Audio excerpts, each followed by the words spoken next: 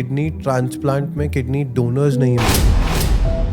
India क्या world over यही problem रहती है कि there is always donor shortage. को क्या लगता है कि कोई भी इंसान की लाइफ की एक्सपेक्टेंसी कितने साल तक आपने देखी है आज की डेट में? यदि आप किसी का ट्रांसप्लांट आज हुआ है तो उसने कितने साल की एज कवर अप की है आगे? कहीं एकदम ही ट्रांसप्लांट सक्सेस ही नहीं हुआ, डे 1 पे ही फेलियर। तो एक एचपी में जो 30 35 साल भी चल रहे हैं। इसका प्राइम एग्जांपल लालू प्रसाद यादव है, उनकी बेटी ने दिया। He is a good example. Guru of are Indian community, जहाँ पे हम बात कर रहे हैं श्री प्रेमानंद जी महाराज की, उनकी जब बात होती है तो ये बाहर निकल के आता है कि उनकी दोनों किडनीज है ही नहीं एंड वो डायलिसिस पे सर्वाइव है। कहीं सुना था तो कहते हैं कि मैं डेली डायलिसिस करा रहा हूँ। हमें डॉक्टर ने जब पहली बार चेक किया सर, तो उन्होंने देख के कहा कि बाबा तुम्हारी दोनों किडनी खराब है, थोड़ी देर बाद डायलिसिस होगा। उसके बाद भी वो उन्होंने अब तक काम करना जारी रखा। तो दो चीज़ें, एक तो उनका एटीट्यूड पॉजिटिव होगा क्योंकि उस साधु संत है, तो बहुत मतलब उन्होंने अपने आप को बीमार नहीं माना। एग्जैक्टली। और सेकंड है कि वो अपनी जो ट्रीटमेंट है उससे भागे नहीं, उससे बल्कि और अच्छी तरह उन्होंने फुलफिल किया। जैसे कि हमने सुना है अल्कोहल से किडनी फेलियर होती है। अल्कोहल से किडनी फेल नहीं होती। पेशेंट्स आते हैं सर, उनकी स्टार्टिंग ऑफ द स्टेज क्या रहती है जहाँ पे कि उनके किडनी फेलियर्स के चांसेस बढ़ते जा रहे हैं? हमारे पे तो तब आते हैं जब एकदम किडनी डैमेज हो गई है। जहाँ आपने सबसे ज़्यादा अपने पेशेंट्स में बेसिक क्या ऐसे सिम्टम्स देखे हैं जिससे सबसे ज़्यादा इनके किडनीज के प्रॉब्लम्स बढ़ जाते हैं? पाँव में सूजन आना, चेहरे पे सुबह आदमी देखता है तो उसको लगता है कि स्वेलिंग आ रही है आई से। फिर एनीमिया होना, मतलब खून का गिरना, राइट, भूख न लगना, उल्टी आना, ये एडवांस सिम्टम्स है। फिर नेफ्रोलॉजी स्पेशलिटी में आप ऐसी कौन कौन सी डिसीजेज हैं जो ट्रीट करते हैं पेशेंट्स से?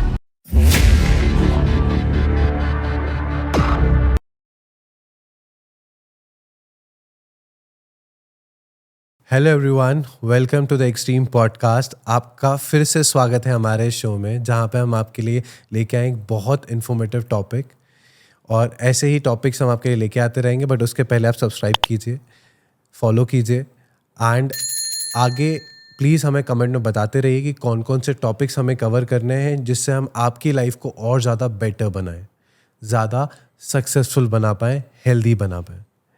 आज हमारे इस पॉडकास्ट का टॉपिक है किडनीज़। हमारी बॉडी में 2 किडनीज़ होती हैं। उनका रोल है हमारी बॉडी में वाटर बैलेंस को मेंटेन करना, सॉल्ट को मेंटेन करना, ब्लड फ्लो को मेंटेन करना और high blood pressure, normal blood pressure को मेंटेन करना। पर क्या है हमें पता है? यदि नहीं पता है तो आज इस पॉडकास्ट के थ्रू आपको ये सारी इन्फॉर्मेशन मिलेगी। एंड ये केसेस किडनी के पूरे इंडिया में बढ़ते जा रहे हैं। बट क्यों बढ़ रहे हैं, ये कम कैसे हो सकते हैं, ये पॉडकास्ट हमने आज इसीलिए किया है कि ये सारी इन्फॉर्मेशन आपको पता हो और हम उन चीज़ों को ध्यान से सुन समझ के लाइफ में फॉलो कर सकें, अडॉप्ट कर सकें, और उससे हम किडनी की जितनी भी सिम्टम्स हैं वो चीज़ को डिटेक्ट कर पाएँ ईजिली एंड उसके ट्रीटमेंट्स ले पाएँ, जिससे कि हम ज़्यादा प्रिवेंशंस पे काम कर पाएंगे। सो आज इन सब टॉपिक्स को कवर करेंगे। हमारे साथ हैं डॉक्टर एडी सूरी साहब, जो कि बहुत famous and well experience doctors हैं। 20 साल का एक्सपीरियंस से ज़्यादा है। इन्होंने 2012 में भोपाल में सबसे पहला किडनी ट्रांसप्लांट किया था एंड 2017 में फिर से इन्होंने किडनी ट्रांसप्लांट किया था, which was a cadaver kidney transplant. It was a kidney transplant जो डेड बॉडी से निकाल के किडनी को ट्रांसप्लांट किया जाता है। And he is the head of the department in Apollo Sage hospital, doctor A D Suri साहब। एंड आज के इस पॉडकास्ट में डॉक्टर साहब के साथ हम बात करेंगे बहुत सारे टॉपिक्स पे, जिसमें से AKI होगा, एक्यूट किडनी इंजरी, CKD होगा, क्रोनिक किडनी डिसीजेस, बात करेंगे किडनी फेलियर के बारे में, किडनी ट्रांसप्लांट के बारे में, और बहुत सारे टॉपिक्स आएंगे आपके सामने जो कि किडनी से रिलेटेड। सो ये चीज़ें क्या होती हैं, इसके लिए पॉडकास्ट सुनिए, समझिए, और आगे ऐसे ही इन्फॉर्मेटिव पॉडकास्ट के लिए हमें सब्सक्राइब कीजिए, हमें सपोर्ट कीजिए, जिससे हम आपकी लाइफ को और बेटरमेंट पे लेके जा सकें। प्लीज़ आइए चलते हैं, मिलते हैं डॉक्टर एडी सूरी साहब। Sir welcome to the podcast. Thank you sir, कैसा लग रहा है आपको पॉडकास्ट में आके आज? फर्स्ट टाइम हो रहा है। बहुत आपने इंट्रोडक्शन बहुत अच्छा दिया है और बहुत अच्छा लग रहा है। आपसे भी बहुत दिनों बाद मुलाकात हुई है तो बहुत अच्छा लग रहा है। Thank you so welcome much. To Bhopal. Thank you so much sir. Sir, Bhopal की बात ही निकली है तो हम बात स्टार्ट करेंगे। जैसे कि आज आप 2012 की हमने इंट्रोडक्शन में बात की, and you have done the kidney transfer in 2012 first time in Bhopal, जो शायद आप ही थे सबसे पहले जिन्होंने ट्रांसप्लांट किया था भोपाल में। हाँ जी, फर्स्ट भोपाल में किडनी ट्रांसप्लांटेशन 2012 में स्टार्ट किया था, और उस टाइम सिर्फ इंदौर सिटी में होता था और एक हॉस्पिटल में होता था, चोइथराम हॉस्पिटल। उसके बाद 2012 में हम लोगों ने first live related kidney transplantation किया। पेशेंट मध्य प्रदेश का ही था। वो पहले मेरे ख्याल से नागपुर गया था और वहाँ पे उसका डायग्नोसिस हुआ था किडनी फेलियर का, CKD का। ओके। और उसके बाद 2000 वो मेरे से आके मिला, फिर हम लोगों ने उसका डायलिसिस स्टार्ट किया, और उसके ब्रदर ने 2000 जो उसका रियल ब्रदर था उसने उसको किडनी दी, और 2 नवंबर था, क्योंकि 1 नवंबर 2012 मतलब 1 नवंबर इस भोपाल का स्थापना दिवस। यस। तो 2 November we did the transplantation. Date I still remember because की 1 November is the date when Bhopal was established. तो 2 नवंबर में हम लोगों ने kidney transplantation Chirayu medical college में किया था, very good. and it was first in Bhopal city, and Bhopal became the second city to start renal transplantation after Indore. Okay, that's great.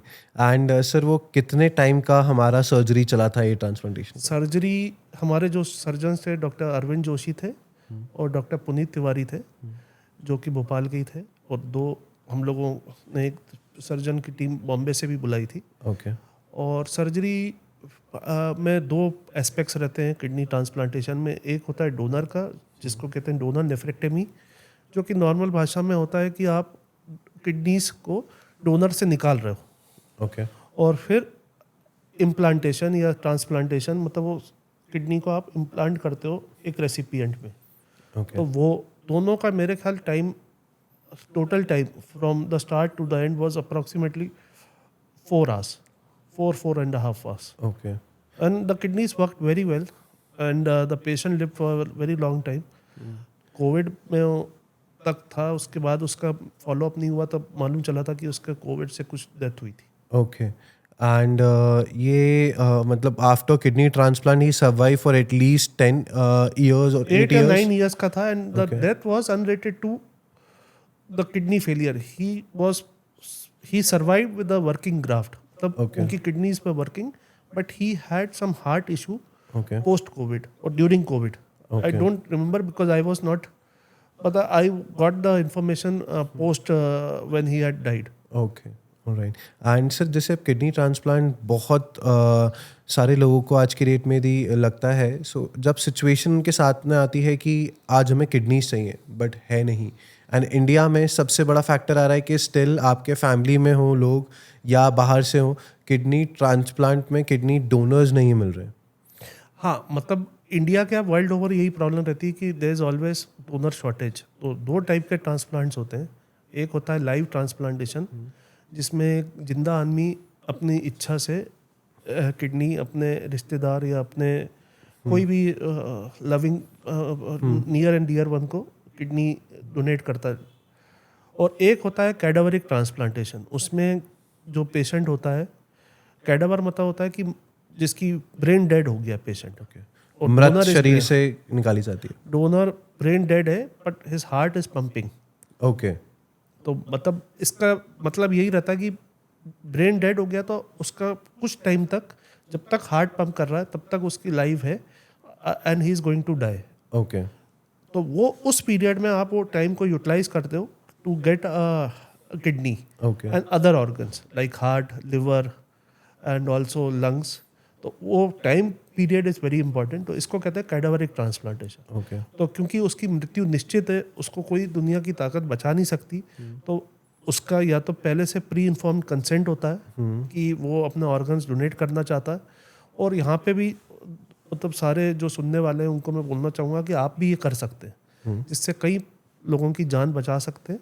या फिर फैमिली वालों का कंसेंट होता है कि हम चाहते हैं कि ये जिंदा रहे, दूसरे को जिंदगी दे के उनका अंश दूसरी लाइफ में रहे, तो वो भी एक होता है। तो उस तरह से वो इच्छा के बाद वो प्रोसेस स्टार्ट होता है, और उसमें आप अपने ऑर्गन्स दे सकते हो, विच इंक्लूड 2 किडनीज। तो 2 लोगों को लगी तो 2 जान, heart liver, eyes and intestine. मतलब एक जगह अगर आप देखोगे कि एक आदमी से कम 100 लोगों के भला हो सकता है एक कैडावर से। ये हम लोगों ने 2017 में फर्स्ट भोपाल में किया था। 2007 में आपने कैडेवरिक किडनी ट्रांसप्लांट किया था? 2017। ओके। और उस वक्त भी पेशेंट की रोड ट्रैफिक एक्सीडेंट से डेथ हुई थी, तो मतलब ब्रेन डेड हुआ था, तो उसके बाद उसकी किडनीज और लिवर का हुआ था। एंड सर, ये ट्रांसप्लांट होने के बाद एक इंसान की लाइफ कितने टाइम तक सरवाइव कर पाती है इन जनरल वे?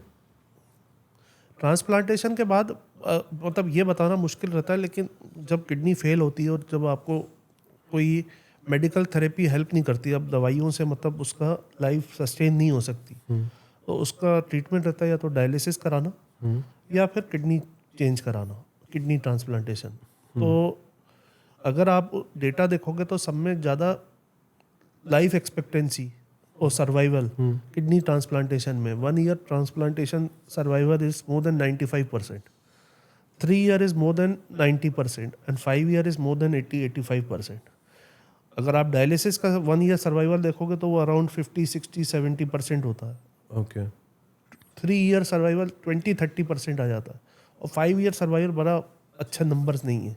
ओके। तो मतलब जो किडनी फेलियर पेशेंट की सर्वाइवल है, स्पेशली अगर डायबिटिक पेशेंट है on dialysis, it is worse than cancer patient survival. Okay.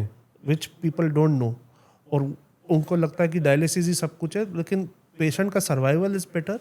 And second thing is कि उसकी quality of life is much much much 1000 times better. Alright. And इसके बाद sir, transplantation के बाद patients को कौन कौन सी ऐसी मेडिसिन कंटिन्यू करनी रहती है लाइफ लॉन्ग? इनका पहले ट्रांसप्लांट सर्जरी होती है, तो उसको जो एंटी रिजेक्शन थेरेपी स्टार्ट की जाती है, ओके। और वो लाइफ लॉन्ग चलती है। शुरू में बिकॉज इमीडिएट आपने किडनी लगाई है तो आपको डोज हाई होता है, और धीरे धीरे धीरे with passage of time with in first 3 to 6 months dose requirement काफ़ी कम हो जाती है, almost to the tune of 40-50% dose reduction होता है। अलग अलग इंस्टीट्यूट्स का अलग अलग प्रोटोकॉल रहता है, लेकिन मतलब टू बी जस्ट एक मतलब रफ एस्टिमेट होता है कि जो आपको डे 1 पे स्टार्ट हुई है डोज, और डे 5 मतलब 6 months में आपकी ऑलमोस्ट 40% to 50% रिडक्शन होती है। और रिडक्शन ऐसे नहीं होती, साइंटिफिक बेसिस है उसका, उसमें आपको ड्रग्स की मॉनिटरिंग करनी होती है, उनके लेवल्स कराने होते हैं, उसके हिसाब से आप एडजस्ट करते जाते हो। ओके। और फिर उसमें स्टेरॉयड भी कम हो जाती है, एक टेक्रोलिमस रहती है, 3 दवाइयाँ मेनली यूज़ होती है, स्टेरॉयड, टेक्रोलिमस। पहले जब हम लोग पढ़ाई कर रहे थे तो साइक्लोस्पोरिन होती थी, लेकिन अब वो कम हो गई है उसका यूज़। उसी की कंजीनर, उसी की हायर मॉलिक्यूल विच इज टेक्रोलिमस, दोनों का जो CNIs के नाम से है उनका जो नॉमेनक्लेचर पर टेक्रोलिमस आई है, और माइकोफेनोलेट या एजोरेल। तो ये दवाइयाँ लाइफ लॉन्ग चलती है, डोज एडजस्टमेंट्स रहती हैं, कभी कभी 2 मेडिसिन पे भी आदमी आता है, पर वो एज पर डॉक्टर्स एडवाइस होता है, नेफ्रोलॉजिस्ट एडवाइस, पर लाइफ लॉन्ग चलती है। लाइफ लॉन्ग चलती है, पर वही मैं कह रहा हूँ बहुत कम डोज पे हो जाता है। ओके। एंड ये बहुत ज़्यादा कॉस्टली पड़ती है मेडिसिन? नहीं, अब काफ़ी मेडिसिन का DPCO है, तो जब हम लोग स्टार्ट किया था, जब मैंने अपनी ट्रेनिंग स्टार्ट की थी, तब अपने को लगता था बहुत एक्सपेंसिव है। और आज की डेट में Indian economy also has grown, everything has grown, people की earning capacity has become better. फिर उस हिसाब से आज की डेट में जो मेडिसिन, और जो आज से 15-20 साल पहले की मेडिसिन है, तो कॉस्ट बल्कि अब चीपर है, because lot of companies have come up. पहले 1-2 कंपनीज ही बनाती थी, ना lot of companies have come up, competition भी हो गया है। दूसरा, कुछ इंश्योरेंस स्कीम्स भी हैं जिस ये दवाइयाँ आपको करवाती हैं। और पर आप इस तरह से देखो कि किसी आदमी का हाथ कटा हुआ और वो पेंटिंग बना रहा है, और बहुत अच्छी पेंटिंग बना दी, तो वही है किडनी ट्रांसप्लांटेशन में या कोई भी ट्रांसप्लांटेशन, कि आपके शरीर में ऑर्गन नहीं है, तब भी you are living for a very long period. Right. उस हिसाब से, and living with a quality life, not कि आप अस्पताल में ही हो। या वो सर, किडनी ट्रांसप्लांट करने के बाद क्या इंसान अपनी नॉर्मल लाइफ जी पाता है, वॉक कर रहा है, रनिंग कर रहा है, या नॉर्मल अपनी लाइफ के रूटीन्स कर पाता है? नॉर्मली शुरू में हम लोग कहते हैं कि ज़्यादा सोशली आदमी मिंगल ना हो, खासकर पब्लिक प्लेसेस या बहुत ज़्यादा लोगों से मिले ना, क्योंकि उस टाइम जो इम्यूनोसप्रेसेंट स्टार्ट होती है तो वो हाई डोज पे होती है, जैसे मैंने पहले भी आपको बताया था, और ग्रेजुअली डोज रिडक्शन होता है और ये इम्यूनिटी को सप्रेस करती है, तो इन्फेक्शंस का इसका साइड इफेक्ट्स रहता है। तो आप ज़्यादा लोगों से शुरू में मिलोगे, स्पेशली जब आपको हाई डोज चल रही है, तो फिर उस टाइम आपको chances of infection are more. Okay, within after 6 months the infection risk is as, अगर एक सक्सेसफुल ट्रांसप्लांट हुआ है तो आपका इन्फेक्शन का risk like a normal person हो जाता है, उससे थोड़ा सा हाई है लेकिन तो भी almost same as a community हो जाता है।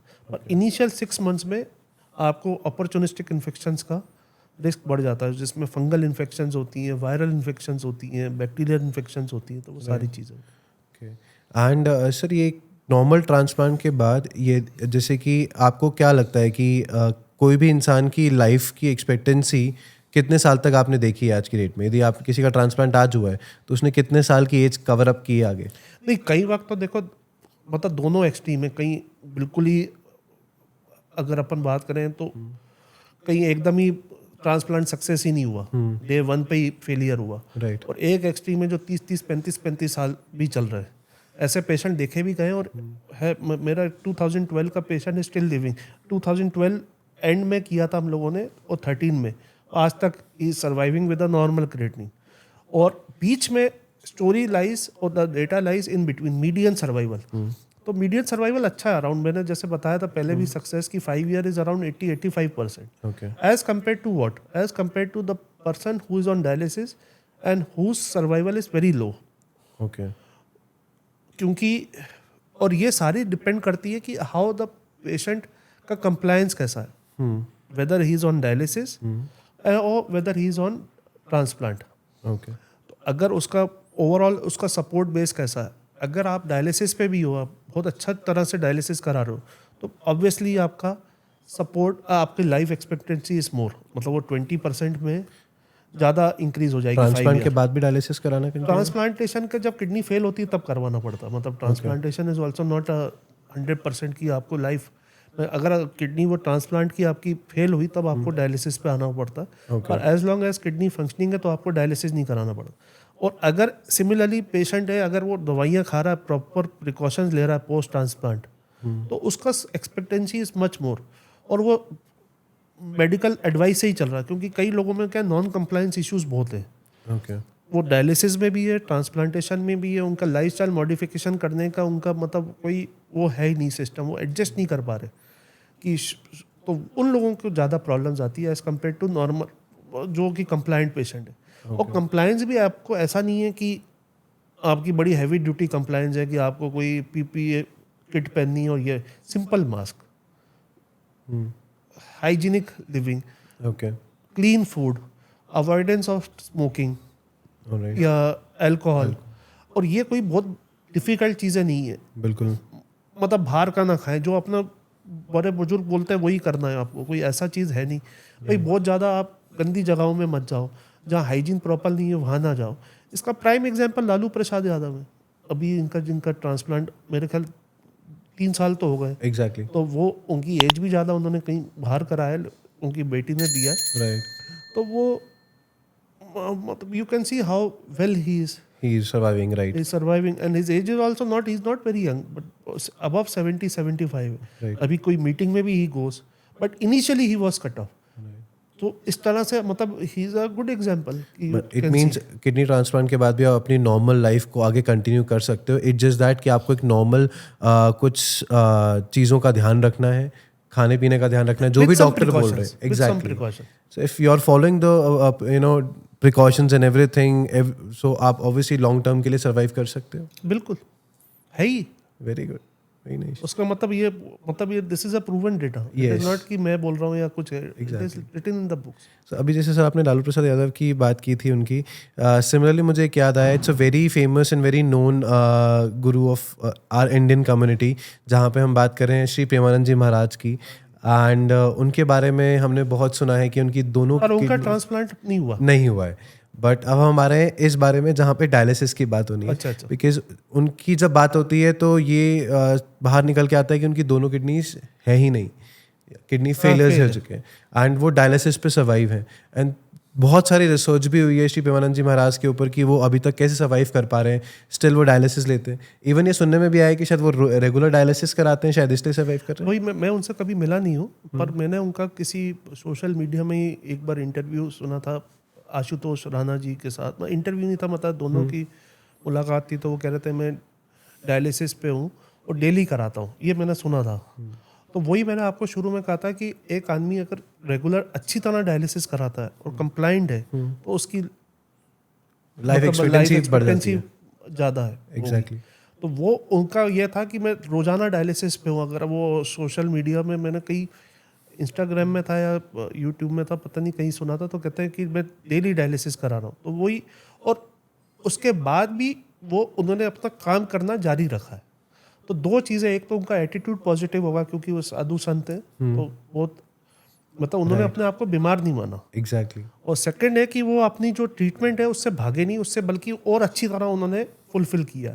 तो वो इस स्थिति पे है कि आप डेली करवा के आज अपना पूरा काले शहरी, उनकी almost like a normal person है। उनकी लाइफ भी मेरे ख्याल काफ़ी अच्छी, मतलब भगवान करे और 100 साल चाहिए, लेकिन मतलब 70+ तो है वो। Right, exactly. तो और वो सारे अपने काम कर रहे हैं, जो भी उनका वो है, उनकी और फॉलोइंग बढ़ गई है। सब लोग उनको एक लाइक अ प्रेरणा स्रोत है। पर वही है कि उसको आप उनके काम से ये भी सीखें कि उन्होंने बीमारी से भागे नहीं, यस। और उन्होंने अपनी बीमारी से भागा नहीं, और उसके साथ उन्होंने अपना समझौता किया कि मेरे को ये कराना है तो कराना, खुशी से करा। मतलब कई लोग क्या होता है कि एकदम ही वो सोचते हैं कि हम खत्म हो गए, जैसे डायलिसिस स्टार्ट हुआ, एकदम अपना काम छोड़ दिया। अब आपने काम छोड़ा तो आपका वो भी हो गया कि आपका मतलब आपको फाइनेंशियल और इकोनॉमिकली आप थोड़े से वो हो गए, प्लस आपको डायलिसिस आ गया। तो अगर आप अर्निंग मेंबर हो तो ये सारी प्रॉब्लम्स आती है फैमिली को। पर अगर आप अपना डायलिसिस रेगुलर कराओ, अच्छी जगह से कराओ, सही कराओ, हफ्ते में 3 बार कराओ इंस्टेड ऑफ 2। लोगों का यही होता है कि हम 1 बार कराएं, 2 बार कराएं, तो वो स्टार्ट ही नेगेटिव चीज़ से हो रहे हैं। राइट। अगर जो आपको किया गया है वही, अगर आप जैसे आपको सपोज करो एक सिंपल बुखार आया, करेक्ट, आप पूरी बुखार की पैरासीटामोल टैबलेट खाते हो, अब आप मेरे को बोलो मैं पोनी खाऊंगा, तो आपका ज़िंदगी, आप बुखार ही नहीं उतर पाएगा। तो ऐसे ही डायलिसिस की अगर ज़रूरत है तो प्रॉपर कराइए, सही तरह कराइए, सही जगह कराइए। लोगों ने पता नहीं ऐसी ऐसी जगह कराते हैं डायलिसिस जहाँ मतलब ट्रेंड नेफ्रोलॉजिस्ट नहीं है, सिर्फ टेक्नीशियन के भरोसे या कहीं पे भी करवा लिया डायलिसिस, फिर वो डायलिसिस को गाली देते हैं। अब करने वाला ही नहीं सही, ट्रेंड आदमी नहीं है, आप उधर कराओगे तो कैसा होगा? कल आप कहीं, अब आप खाना होटल में बनाओगे तो कैसा बनाओगे? या आपकी जगह कोई और पॉडकास्ट करेगा जो कि इसके लिए प्रोफेशनल नहीं है, तो वो कैसा होगा? वही वैसे ही होगा। Exactly. Disaster, it will be a disaster. Right. तो same thing applies to treatment also. Untrained आदमी अगर आपका डायलिसिस करेंगे, अनट्रेंड जगह आप करवाओगे, हाइजीन बिल्कुल जीरो होगी, तो फिर आपका survival would be dismal. It means dialysis तो कंटिन्यू करना ही पड़ता है यदि अच्छी तरह कराइए, विद हैप्पीनेस कराइए। आप ये सोच के कराइए कि इससे मैं अपनी सारी चीज़ें कंटिन्यू रखूँगा, मेरी जो वोकेशन है, मतलब जो लाइवलीहुड है वो भी कंटिन्यू रखूँ। आप यही सोच के बैठेगा मैं कमाई नहीं पाऊंगा, कुछ काम नहीं कर पाऊंगा, तो वहीं आप जीरो हो गए। और आपका मेंटल उस पॉजिटिव एटीट्यूड से करोगे तो आप सारी चीज़ वो कर सकते हैं। एंड सर, मैं इस पे आ रहा था, ऑब्वियसली हम डायलिसिस पे बात कर रहे थे, शायद मैं चाह रहा हूँ कि आप ऑडियंस को एक बार बताएं कि डायलिसिस होता कब है और कब ज़रूरत पड़ती है डायलिसिस की, और डायलिसिस एग्जैक्टली क्या होता है?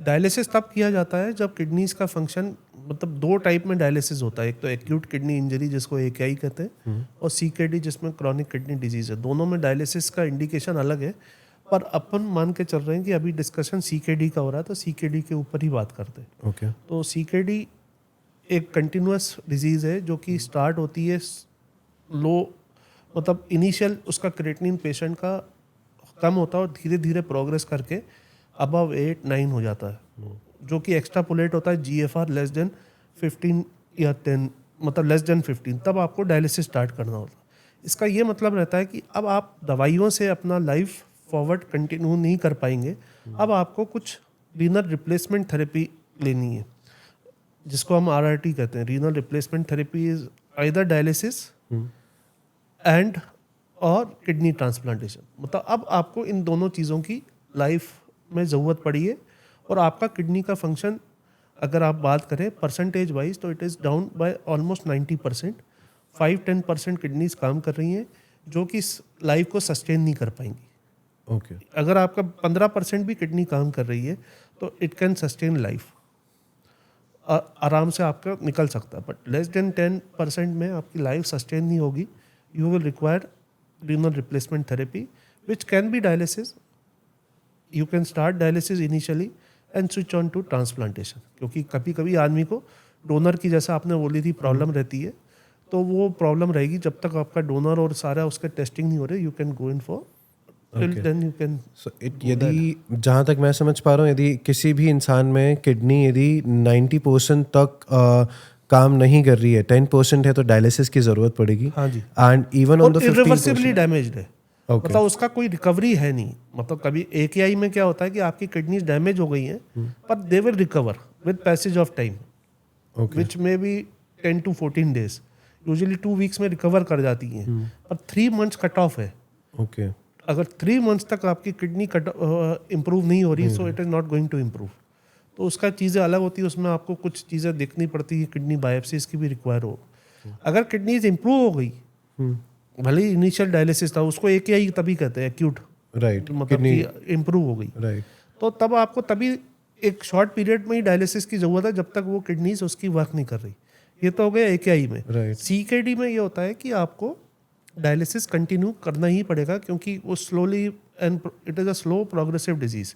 तो स्लो मतलब है कि ग्रेजुअली आपका क्रिएटिनिन 1.5 हुआ, 2.2 हुआ, 2.9 हुआ, 3.4 हुआ, ऐसा करके आपका 8-8.5 तक क्रिएटिनिन पहुंच गया।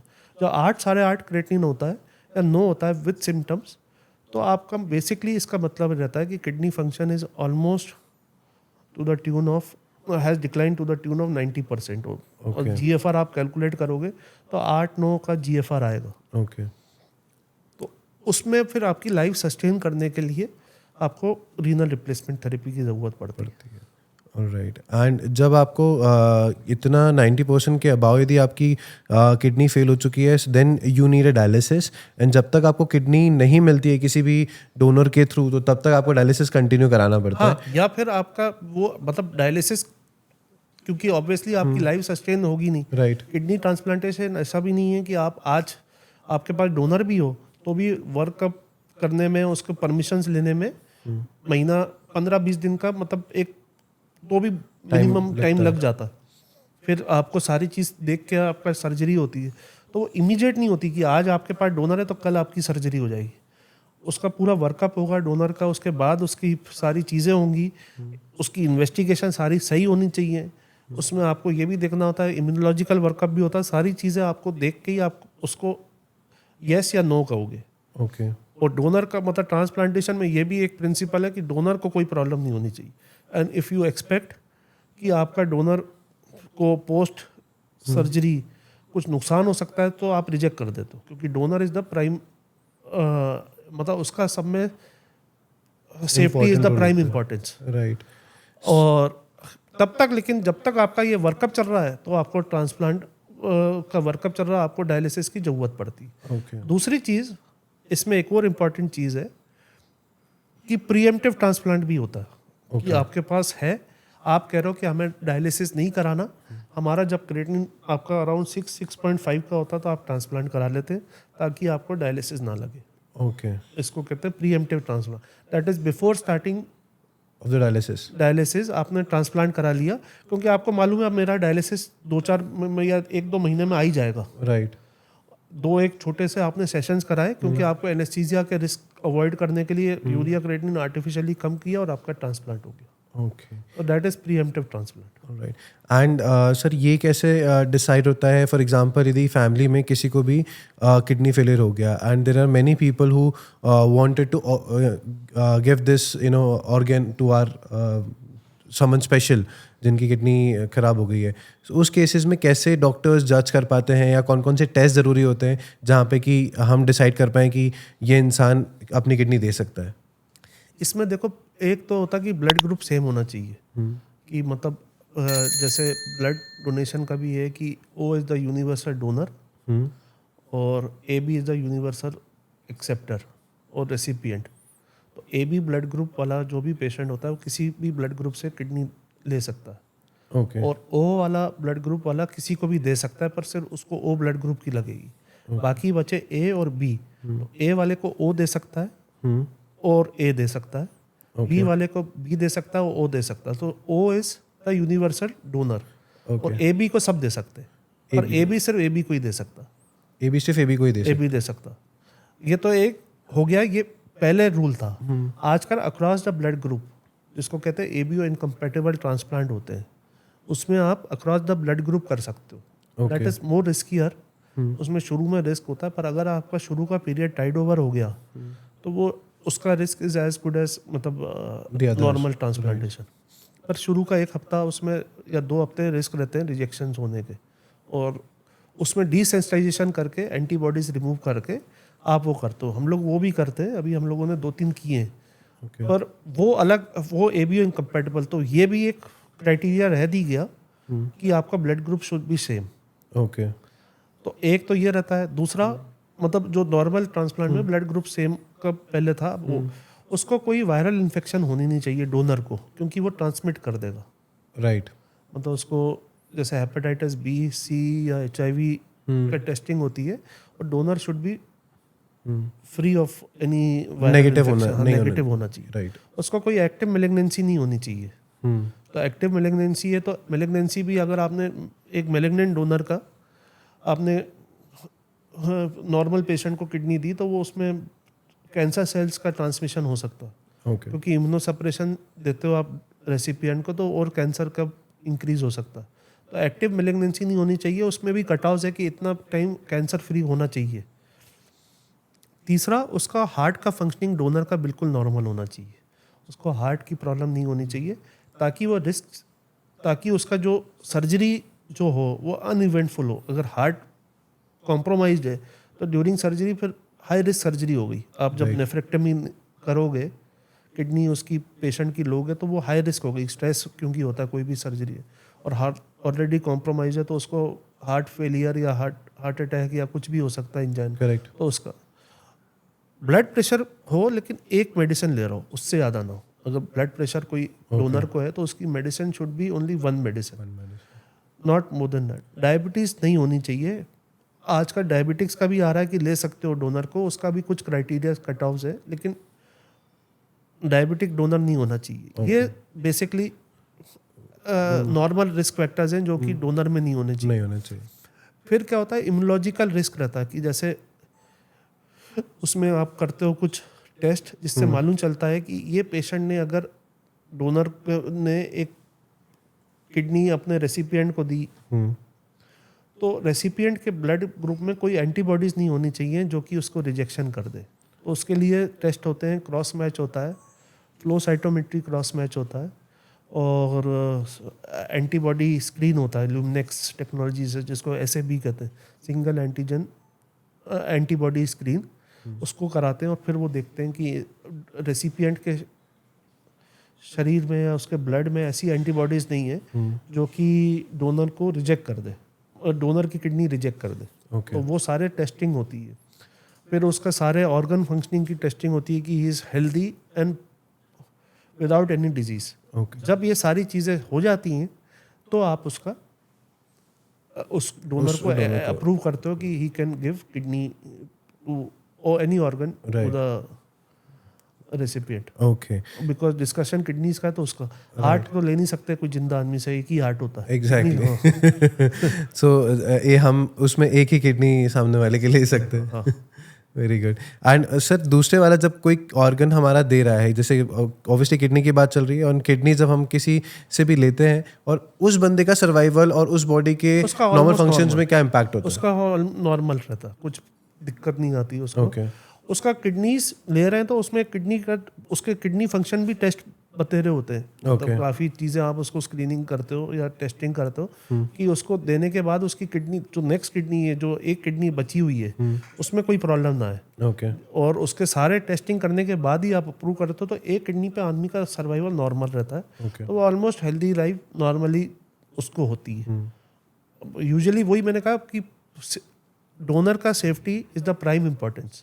तो वो लोगों को समझना चाहिए। इसी मैं सोचता हूँ इस पॉडकास्ट के थ्रू भी लोगों को समझ जाना चाहिए कि अगर डोनर को कोई दिक्कत यूजुअली नहीं आएगी, अगर आप देना चाह रहे हो और आपके मन में यही है कि मेरे को, क्योंकि लोगों के मन में भ्रांतियाँ रहती हैं कि अगर हमने ट्रांसप्लांट अपनी किडनी इनको दे दी तो हम काम कर पाएंगे नहीं कर पाएंगे। राइट। आप सब काम करोगे, एक हफ्ते बाद करोगे, एकदम सर्जरी के बाद तो नहीं कर पाओगे। हफ्ता 10 दिन बाद। डोनर को आज तक अपन ने हार्म होते हुए देखा नहीं, ऑल्दो रिस्क रहता 1% से लेस रिस्क है, लेकिन वही है कि आपको प्रॉपर स्क्रीनिंग, हर चीज़ आपकी टेस्ट होती, पेशेंट से ज़्यादा डोनर की टेस्टिंग होती है ओके।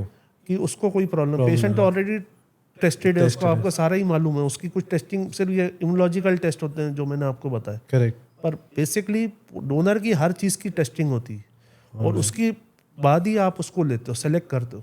ओके। सो आपने जब किसी भी डोनर की किडनीज ली है और ट्रांसप्लांट किया है, उसके बाद आपको क्या लगा है सर कि सामने वाले की लाइफ की एक्सपेक्टेंसी में कोई इम्पैक्ट आया या उनकी नॉर्मल लाइफ में कुछ इम्पैक्ट्स आए हैं ऐसे? नहीं लगा आज तक डोनर को अपने मेरे अपने एक्सपीरियंस में तो नहीं आया, लेकिन हाँ कुछ केस रिपोर्ट्स हमेशा रहेंगी। मतलब तो ही मैंने कहा 1% आपका रिस्क, अब कोई भी चीज़ लोगे तो लेस देन 1% रिस्क है, तो वो आप जैसे कोई आदमी एयर ट्रैवल करता है तो अब कोई क्रैश हो जाए तो ऐसा तो है नहीं कि एयर ट्रैवल आप बंद कर दोगे, लेकिन तो भी वो जो 1% भी रिस्क मैंने आज तक देखा नहीं है। मतलब इसलिए नहीं कि अपन लोग बैठे हुए पॉडकास्ट कर रहे हैं। पहली प्राइम मतलब किडनी ट्रांसप्लांटेशन में prime importance is donor safety, मतलब second is renal survival of the recipient, मतलब फिर वो उसको कैसा, पर डोनर को कोई प्रॉब्लम नहीं होनी चाहिए। ओके। एंड आपने देखा है कि ट्रांसप्लांट के बाद डोनर को बहुत ज़्यादा मेडिकेशन की ज़रूरत पड़ रही है या नहीं, कोई मेडिकेशन की नो मेडिकेशन? No medication. शुरू में 5-7 दिन, वही मैंने कहा है कि आपको जो भी पोस्ट ऑपरेटिव एंटीबायोटिक्स या वो लगती है वो होगी। एक बार आप डिस्चार्ज होते हो, 7वें-8वें दिन आपकी सारी मेडिसिन जो भी चल रही होती हैं वो सब बंद हो जाती है। अब जैसे कोई अगर पेशेंट बीपी की मेडिसिन ले रहा तो वो उसकी कंटिन्यू रहेगी। ओके। अगर एक आध शुगर का माइल्ड डायबिटिक पेशेंट है, उसको आपने लिया है आफ्टर ड्यू डिलीजेंस, तो फिर उसकी दवाइयाँ वो चलती रहेंगी जो ले रहा है। लेकिन कोई न्यू एडिशनल मेडिसिन की इनकी किडनी निकाल दी तो कोई एडिशनल मेडिसिन होगी, या इनकी किडनी फेल हो जाएगी तो उसकी वो कोई ऐसी नहीं चलती। एंड आपने देखा है कोई एज क्राइटेरिया है किडनी डोनेट करने का? हाँ, एज क्राइटेरिया ना, एक तो 18 ईयर्स अबव का, क्योंकि कंसेंट की जो एज है लीगल कंसेंट की, वो is more than 18 years. Adult मतलब बच्चा नहीं कंसेंट दे सकता। ओके। तो इसमें कंसेंट इज इम्पोर्टेंट। ऑलराइट। तो 18 ईयर्स की है। वैसे पहले हम लोगों का कट ऑफ था अराउंड 60-62, 65 का। If the donor is healthy, उसको कोई प्रॉब्लम नहीं है और वो देने को इच्छुक है तो 65, मतलब वो दैट इज, मतलब थोड़ा सा आपने वो ऊपरी एज का क्राइटेरिया थोड़ा सा वो कर दिया, क्योंकि वही बिकॉज ऑफ डोनर शॉर्टेज कोई देने वाला है नहीं। 66 का अगर डोनर है एंड उसकी बायोलॉजिकल एज 60, मतलब उसकी जो रियल एज है वो 66 है, लेकिन उसकी हर organ is functioning like a 40 year old. ऐसे कई लोग होते हैं। जस्ट बिकॉज कि उसकी एज ज़्यादा, आप उसको रिजेक्ट नहीं कर सकते, क्योंकि आपको दोनों का देखना and he is willing to give. तो 66 का you are taking. So ideal age देखा जाए तो 18 to 65 होती है, बट 18 to 60 थी, अब वो धीरे धीरे बढ़ गई है। ओके। और उसमें आपका डोनर का ये देख रहे हो कि उसको रिस्क ना हो, उसको कोई हार्ट की प्रॉब्लम ना हो, और दूसरा ये है कि उसका age is not hampering his survival. Okay. मतलब उसको, मतलब kidney function, every function is normal. उसकी मतलब वैसे एज 40, मतलब अगर आप वैसे उसकी एज देखोगे तो it is like his age is like a 44 year या 40 ईयर ओल्ड मेल, राइट, या फीमेल व्हाटएवर। तो उसको आप रिजेक्ट नहीं कर सकते बिकॉज इट इज इनह्यूमन। दूसरी चीज़ ये है कि अगर सपोज करो 65 ईयर्स है या 68 ईयर्स, 65, उसको यंग ऑनसेट डायबिटीज, अभी उसको डायबिटीज हुई है 1 आध साल पहले, तो ऐसे डोनर को भी आप ले सकते हो, क्योंकि भले ही डायबिटीज है तो भी वो अर्ली स्टेज में है। अर्ली स्टेज नहीं, क्योंकि डायबिटीज के कॉम्प्लिकेशन होने में एटलीस्ट 20 ईयर्स लग जाएंगे। तो अगर आपको लगता है कि इसको ले सकते हैं तो यू कैन, मतलब डायबिटीज को मैंने आपको बोला था लेना नहीं चाहिए डोनर को। राइट।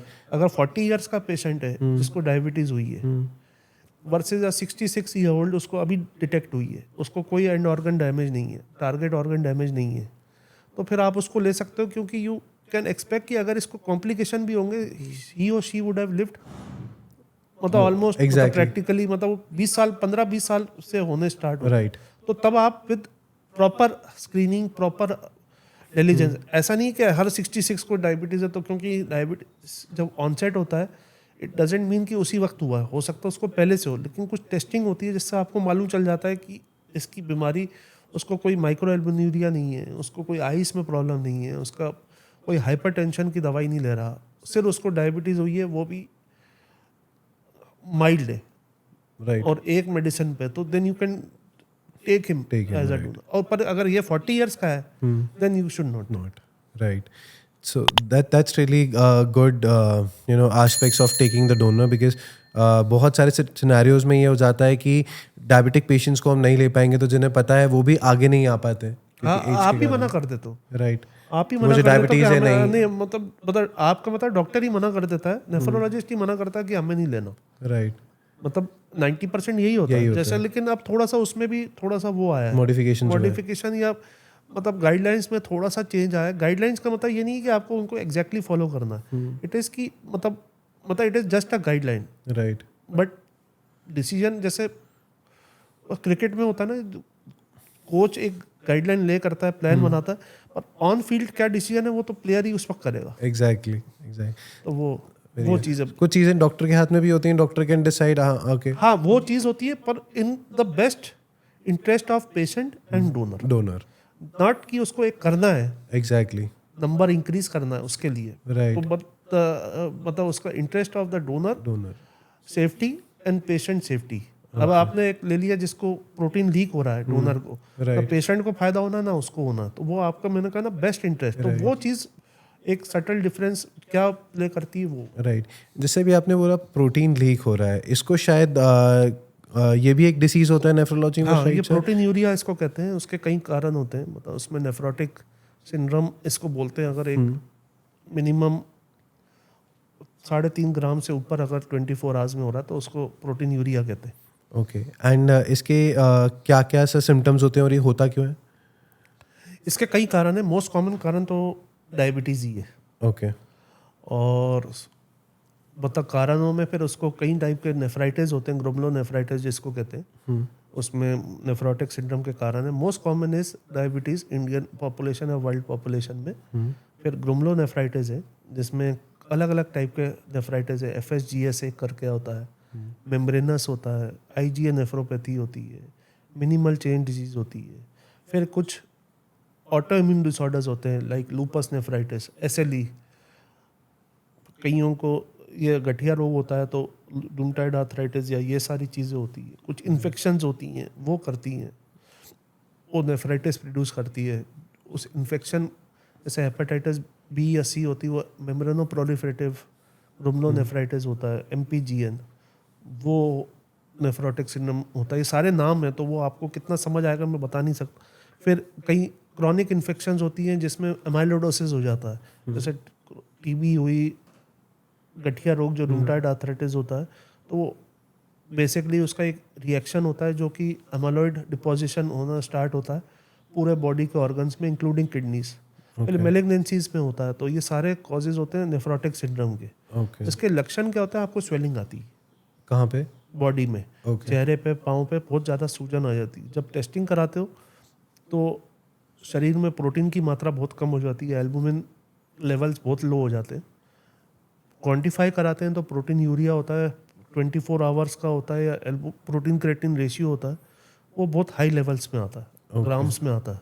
नॉर्मली 150 मिलीग्राम से should be less. Protein leakage in the kidney should be less than 100 to 150 milligrams per day. इसमें मतलब 3500 मिलीग्राम का is the cut off to label it as nephrotic range protein यूरिया। और swelling होनी start हो जाती है, कईयों की पूरी बॉडी स्वेलन होती है। क्योंकि जब बॉडी शरीर में प्रोटीन की कमी होती है तो लिवर एक सेंसर की तरह एक्ट करता है और वो और प्रोटीन बनाना स्टार्ट करता है। तो उसमें जो प्रोटीन्स बनते हैं तो वो लाइपोप्रोटीन्स बनाता है, जिससे कोलेस्ट्रॉल लेवल्स बहुत हाई हो जाते हैं। तो उनका कोलेस्ट्रॉल 400-500 के भी रेंज में होता है। तो ये आप बच्चों में कॉमन होता है एक मिनिमल चेन डिजीज। तो उनके बच्चों का आप कोलेस्ट्रॉल कराओगे तो देखोगे तो 350-400 के आसपास रहते हैं। तो कोलेस्ट्रॉल लेवल्स भी हाई हो जाते हैं। ओके तो इसको नेफ्रोटिक प्रोटीनूरिया कहते हैं। इसकी 100% डायग्नोसिस किडनी बायोप्सी से आती है। ओके एंड इसका ट्रीटमेंट कितना लंबा चलता है? इसका आप बायोप्सी से देख असर्टेन करते हो कि क्या डिजीज़ है, क्योंकि कई कारण है, जैसे मैंने बताया था FSGS है, मेम्ब्रेनस है, IgA नेफ्रोपैथी है, मेम्ब्रेनो प्रोलिफरेटिव ग्लोमेरुलोनेफ्राइटिस है, ऐसे अलग अलग टाइप के डिजीज़ है, लूपस नेफ्राइटिस है।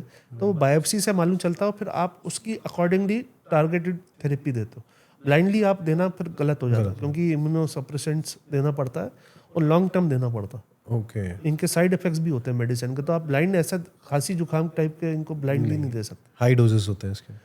हाँ, वही हाई डोजेज होते हैं, ग्रेजुअली रिडक्शन होता है, फिर उसके हिसाब से रिमिशन और रिलैप्स के हिसाब से ओके डिजीज की ट्रीटमेंट होती है।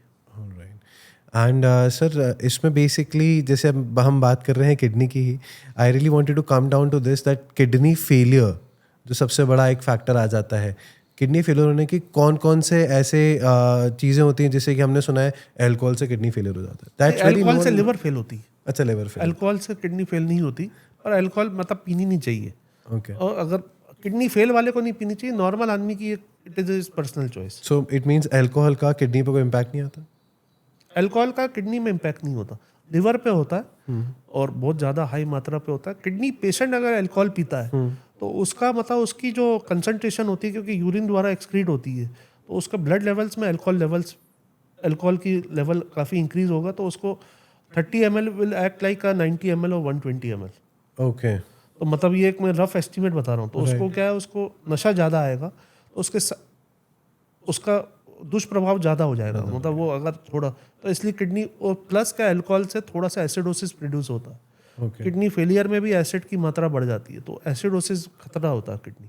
Okay as such alcohol per se कोई किडनी प्रॉब्लम अपने सुनी नहीं है, बल्कि कई लोग तो कहते हैं बियर पियो अगर किडनी स्टोन हो, वो गलत मिथ है, लेकिन तो भी ओके सो क्या ये मिथ सही है सर कि किडनी स्टोन तब हटता है जब आप बियर पीते हो? नहीं, उसमें क्या है, किडनी छोटे स्टोन ही हटते हैं। अगर कोई भी आप बेसिकली पानी इंक्रीज करना है आपको, राइट ज़्यादा अधिक मात्रा में पानी पिएंगे तो वो वैसे ही निकल जाएगा स्टोन। चाहे बियर में जब आदमी लेता है तो उसको सुसु ज़्यादा आता है, तो वो उसकी वजह से उसको वो पी जब ज़्यादा करता है तो वो फ्लशिंग हो जाती है। ओके तो वो बेसिकली वो उससे आप सिर्फ इसलिए पी रहे हो कि आपको स्टोन निकालना, तो बहुत गलत है, क्योंकि उससे आप और चीज़ें जैसे लिवर की प्रॉब्लम और आपका जो भी उसके साइड इफ़ेक्ट्स हैं, लाइक आपको एम्प्टी कैलोरीज ले रहे हो, कोलेस्ट्रॉल इफेक्ट है, लिवर के ऊपर इफेक्ट है, पर वो एक मिथ है। आप अगर उस नींबू पानी भी ज़्यादा पिएंगे तो भी निकल जाएगा, ऐसा तो है नहीं कि बियर पीने से ही निकलेगा। या पानी की इंटेक निकलोगे, पर वो स्टोन जो कि छोटा हो, बड़ा स्टोन कोई भी चीज़ नहीं निकाल पाएगी। ओके सो बियर में ऐसे कुछ आपके अंदर मतलब चीज़ें नहीं होती हैं जो आपके स्टोन को हेल्प करती हैं निकालने में? जस्ट नॉर्मल या नींबू पानी से भी आप कर सकते मतलब सिर्फ यूरिन फ्लो ज़्यादा करने के लिए आप कंज्यूम करते हैं? मतलब यूरिन फ्लो ज़्यादा होता है, तो जिससे वो फ्लश आउट हो जाए। फ्लश आउट हो जाता है। ओके एंड सर आपका एक्सपीरियंस अभी तक कैसा रहा है जब आप पेशेंट्स को देखते हैं और उनकी जब किडनी ट्रांसप्लांट्स के लिए फॉलोअप्स के लिए आते हैं? How is your experience after बहुत सीइंग? अच्छा लगता है, क्योंकि आप एक मतलब जब वो पेशेंट अच्छा करता है तो आपको बहुत अच्छा लगता है। अभी हम लोगों ने एक ट्रांसप्लांट किया था अपोलो में, तो उसमें पेशेंट को थोड़ी सी प्रॉब्लम भी हुई थी, वो AVM कंपैटिबल था। ओके और उसने बिल्कुल ही होप ही छोड़ दी थी। उसको चौथे 5वें दिन डायलिसिस भी 2 हुए थे, चौथे दिन हुआ था और 5वें दिन हुआ था, तो उसने होप छोड़ दी थी। उसके बाद उसकी थेरेपी के बाद वो बिल्कुल इम्प्रूव हुआ, घर गया, अभी उसका क्रिएटिनिन 1.4 है। तो उसको जब भी आता था वो इतना ग्रेटफुल भी और खुश भी, उसकी फैमिली भी और वो भी। पर उसने मतलब होप छोड़ी थी आपने, लेकिन उसको थोड़ी उम्मीद दी तो उसने कंटिन्यू रखी, राइट। क्योंकि एक कॉम्प्लिकेटेड ट्रांसप्लांट था वो, वैसे ही AVM कंपैटिबल। क्या एज थी सर उनकी? उसकी 41 मदर ने उसको दी थी। उसकी मदर की एज थी 59। Very good. 59 और पेशेंट का ब्लड ग्रुप था O, मदर का ब्लड ग्रुप था B। छतरपुर से पेशेंट आया। ओके उसका नाम मैं नहीं बताऊंगा, just to maintain confidentiality. Right. पर वो 41 की एज थी, मदर 59 थी। मदर का शुरू के 3-4 दिन तो उसको डिसेंसिटाइज किया था। ओके उसके बाद उसका चौथे दिन उसको रिजेक्शन हुई थी। फिर उसके बाद पोस्ट रिजेक्शन थेरेपी जो भी उसका जो होता है देने के बाद उसका creatinine, he went with the creatinine of 1.8। 3 दिन पहले वो आया था तो उसका 1.4 था, and he is doing very well. Okay That's really great, sir. And when it comes to the other aspects of the kidney, sir, generally ये blood pressure को से भी impact होता है? हाँ, blood pressure, most to important killer disease are blood pressure and diabetes. Diabetes specially number 1 and second is high blood pressure. और diabetes की वजह से जो किडनी इम्पैक्ट होता है दैट इज सिवियर. और वो सिर्फ किडनीज को ही नहीं इम्पैक्ट करता, पूरी होल बॉडी को करता. तो इसलिए उसका जो survival is poor as compare to any other disease. Alright. And generally आपके पास जो पेशेंट्स आते हैं सर, उनकी स्टार्टिंग ऑफ द स्टेज क्या रहती है जहाँ पे कि उनके किडनी फेलियर्स के चांसेस बढ़ते जा रहे हैं? वो स्टेज कैसी रहती है? हमारे पे तो तब आते हैं जब एकदम किडनी डैमेज हो गई है ज़्यादातर, क्योंकि लोग या तो शुगर की ट्रीटमेंट कराते रहते हैं ये सोच के कि डायबिटीज़ है. उनको लेट स्टेज इसमें पता चलता है कि किडनी फेल है, तब भी वो इग्नोर करते हैं या उनका फिजिशियन इग्नोर करता है, या वो ब्लड प्रेशर का इलाज कराते रहते हैं. जब मालूम चलता है कि किडनी प्रॉब्लम है तो भी जब इनका बहुत सर से ऊपर पानी निकलता तब ये आते हैं. तब फिर वो कहते हैं हमें तो मालूम ही नहीं था. ये बेसिकली एक प्रॉब्लम है. Early referral is important. So ये अर्ली डिटेक्शन के लिए हम कौन कौन से टेस्ट करा सकते हैं जिससे कि ऑडियंस को समझ में आ सके कि किडनी ट्रांसप्लांट तक हमारी सिचुएशन ना पहुंचे? ये जो टेस्ट है एक तो सिंपल है और हर जगह अवेलेबल है, कोई ऐसा एक्सपेंसिव और हाई फाई टेस्ट भी नहीं है. आपको सिंपल यूरिन टेस्ट कराना है, यूरिया क्रिएटिनिन कराना है, और अपना ये 3 टेस्ट भी अगर हो जाते हैं. और यूरिन का अगर आपको कराना तो यूरिन एल्बुमिन क्रिएटिनिन रेशियो जो कि आजकल काफ़ी जगह अवेलेबल है. ओके. ये 3-4 टेस्ट करा के अगर इसमें अबनॉर्मलिटी होती है then you should consult a kidney specialist. अगर नहीं तो जिसको ब्लड, और खासकर किस पॉपुलेशन को, हर पॉपुलेशन कराए वो भी संभव नहीं है, लेकिन जिसको हाई रिस्क पॉपुलेशन है, जैसा हाई ब्लड प्रेशर है, जिसको डायबिटीज़ है, या जिनके फैमिली मेम्बर को किडनी डिसऑर्डर है, तो उनको अपना साल में 1-2 बार स्क्रीनिंग करा लेनी चाहिए. हेल्थ चेकअप्स आजकल वैसे भी काफ़ी हो गए, तो इनको कराना चाहिए. Very good sir. एंड आपको क्या लगता है सर, ये हेरिडिटी के थ्रू भी आता है? हेरिडिटी बहुत इंपॉर्टेंट कारण है किडनी डिसऑर्डर्स का. ओके. एक तो diabetic is also genetic disease से, ये तो हो गई. दूसरा कई डिसऑर्डर्स हैं जिसमें एक तो autosomal dominant polycystic kidney disease है जो कि हेरिडिटी है. जैसे मैंने कहा था प्रोटीन यूरिया वाले नेफ्रोटिक सिंड्रोम, राइट. उसमें एक वैरायटी होती है FSGS जो कि जेनेटिकली लिंक्ड होता है. फिर एक एल्पोर्ट सिंड्रोम है जिसमें आदमी की किडनी फेल होती है और उसको सुनाई कम देता है, और वो एक्स लिंक्ड है, मदर से सन को होता है. ऑटोसोमल डोमिनेंट ADPKD है, उसमें किडनी में छाले हो जाते हैं और वो ग्रेजुअली होता है, वो अक्रॉस द जनरेशन होता है. उसका जो mode of transmission is autosomal dominant type होता है. Okay. एक फैमिली से, मतलब फर्स्ट जनरेशन से सेकंड जनरेशन, सेकंड से थर्ड में, उसमें ज़रूरी नहीं हर आदमी अफेक्टेड हो. मतलब माँ बाप से बच्चों को, बच्चों को उनमें किसी एक को हुआ तो उसके बच्चों को हो सकता है, और फिर जो अफेक्टेड है उसके बच्चों को हो सकता है. इस तरह से ट्रांसमिशन है. तो वो है, और यूजुअली ये मालूम चलता है 40-45 ईयर्स की एज में. Okay. तो अब आपको सिस्ट मालूम चलती है दोनों किडनीज में, तो फिर वो आपको डायग्नोस होता है. ऐसा कई किडनी स्टोन्स हैं, वो भी कई टाइप के होते हैं जो कि जेनेटिकली डिटरमिन्ड होते हैं. सो ये हम चेकअप करके या टेस्ट करा के अर्ली डिटेक्ट कर सकते हैं? हाँ, कर सकते हैं. एंड ये लोगों कई वक्त हाँ, मतलब इजीली डिटेक्ट हो जाता है. तो बेसिकली आपको अवेयरनेस इज मोर इम्पॉर्टेंट, और denial should be the least. मतलब अगर आपके फैमिली में खासकर है तो आपको डिनाइल मोड में नहीं रहना चाहिए कि मुझे कुछ नहीं होगा. राइट. और ये अवेयरनेस फिजिशियंस और ट्रीटिंग डॉक्टर्स में भी होनी चाहिए कि इसको अपने को we should screen them. Sir, ये एक्यूट किडनी इंजरी क्या होता है, AKI, और ये क्यों डिफरेंशिएट करता है क्रोनिक डिसीज से? एक्यूट किडनी इंजरी का मतलब रहता है कि एक्यूट बेसिकली मतलब होता है कि अचानक, और क्रॉनिक होता है कि पुराना. तो एक्यूट किडनी इंजरी मतलब होती है कि जिसकी किडनी में इंजरी या किडनी फेल अचानक हुई है, और with passage of time usually ये 90-95% केसेस में इम्प्रूव कर जाती है. 5-10% केसेस में जब ये इम्प्रूव नहीं होती तो वो पुरानी हो गई, तो इसको फिर क्रॉनिक किडनी डिजीज में ट्रांसफ़र हो जाती है वो. ओके. लेकिन 5-10% से भी कम में ये, मतलब उससे भी कम होता है कि ये होता है. मोस्ट कॉमन कॉजेज जो रहते हैं एक्यूट के, वो रहते हैं जैसे डायरिया, एक्यूट किसी कारण ब्लड का लॉस होना, हेमरेज हो गया, किसी को रोड ट्रैफिक एक्सीडेंट हुआ, काफ़ी ब्लीडिंग हुई और हेमरेज हो गया तो किडनी फेल हो जाती है. लूज मोशन हुए, शरीर से काफ़ी पानी का लॉस हुआ, वॉल्यूम लॉस हुआ, तो उसके बाद किडनी फेल हो गई, ये हुआ। वॉमिटिंग बहुत ज़्यादा हुई, बीपी फॉल हो गया, आपको किडनी फेल हो गई अचानक। ओके फिर कुछ दवाइयाँ होती हैं, वो उसका सेवन किया आपने ज़्यादा, या आपको पेन किलर दी गई हैं, और या कुछ इस टाइप की मेडिसिन, नेफ्रोटॉक्सिक मेडिसिन हुई जो कि किडनी को डैमेज करती है, वो आपने लिया तो किडनी फेल हो गई, और वो मेडिसिन विड्रॉ कर दी तो किडनी ग्रेजुअली इम्प्रूव कर गई। फिर कुछ बीमारियां रहती हैं, जैसे यूरिन इन्फेक्शन, पाइलोनेफ्राइटिस रहता है, उसमें किडनी फेल हो जाती है, ओके और वो ट्रीटमेंट के बाद इम्प्रूव कर जाती है। फिर इस तरह से कुछ नेफ्राइटिस, जैसे आपने बताया था, ग्लोमेरुलोनेफ्राइटिस रहते हैं, वो एक्यूट किडनी इंजरी करते हैं, फिर उनका ट्रीटमेंट होता है तो इम्प्रूव कर जाते हैं।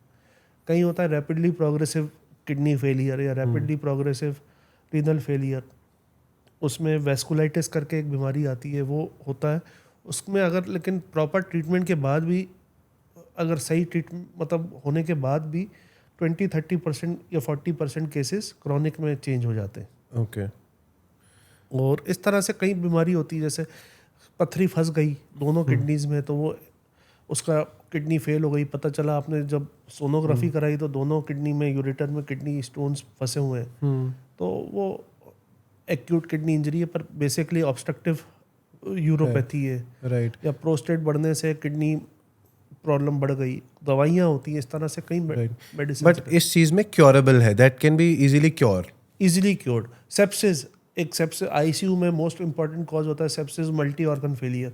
उसमें शरीर के अंग खत्म हो रहे हैं, लंग्स के लिए वेंटिलेटर पे पेशेंट है, हार्ट के लिए उसको कई टाइप के आइनोट्रोपिक सपोर्ट चल रहा है जो कि बीपी बढ़ा रहा है, ब्लड भी काफ़ी पतला हो गया है, और किडनीज भी फेल हो गई हैं, तो ये मल्टी ऑर्गन फेलियर की कैटेगरी में आता है। ओके बट ये कितने टाइम पीरियड में क्योर हो जाती है, या इसके नॉर्मल ट्रीटमेंट्स के बाद एक टाइम फ्रेम क्या रहता है?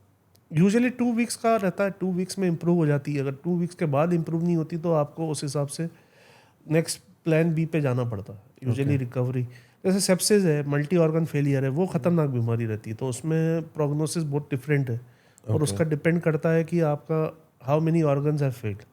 अगर बहुत मल्टी ऑर्गन फेलियर है तो उसका प्रोग्नोसिस पुअर है, जैसे लूज मोशन हुआ या और चीज़ें हुई, वो रिकवर हो जाती है 90-95%।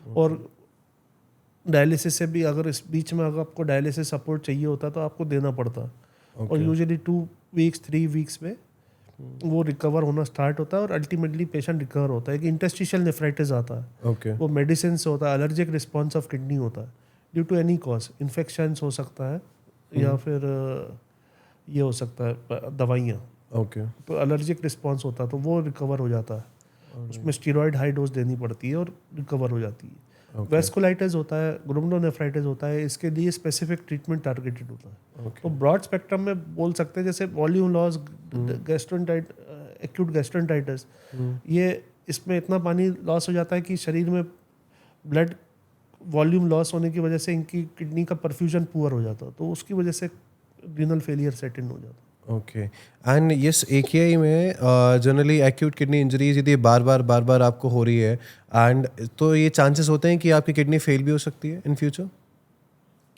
बार बार मतलब किस कारण, अगर सेम कारण से, और जैसे इंटरस्टिशियल, एक्यूट इंटरस्टिशियल नेफ्राइटिस है, कि लोग यूजुअली ना इसको इंटेंसिटी से मान लेते हैं, एक्यूट और क्रॉनिक वर्ड्स को। इनका इंटेंसिटी से कोई मतलब नहीं है। एक्यूट मतलब अचानक, क्रॉनिक मतलब पुराना। तो क्रॉनिक किडनी डिजीज मतलब पुरानी किडनी डिजीज चल रही है, और ये स्टार्ट होती है किसी भी कारण से, और धीरे धीरे प्रोग्रेस होती है। वो पहले भी बताया था कि धीरे धीरे उसका क्रिएटिनिन 1.2 था, फिर 1.6 हुआ, फिर 2.1 हुआ, फिर 2. Over a period of time, over period of months और ईयर्स।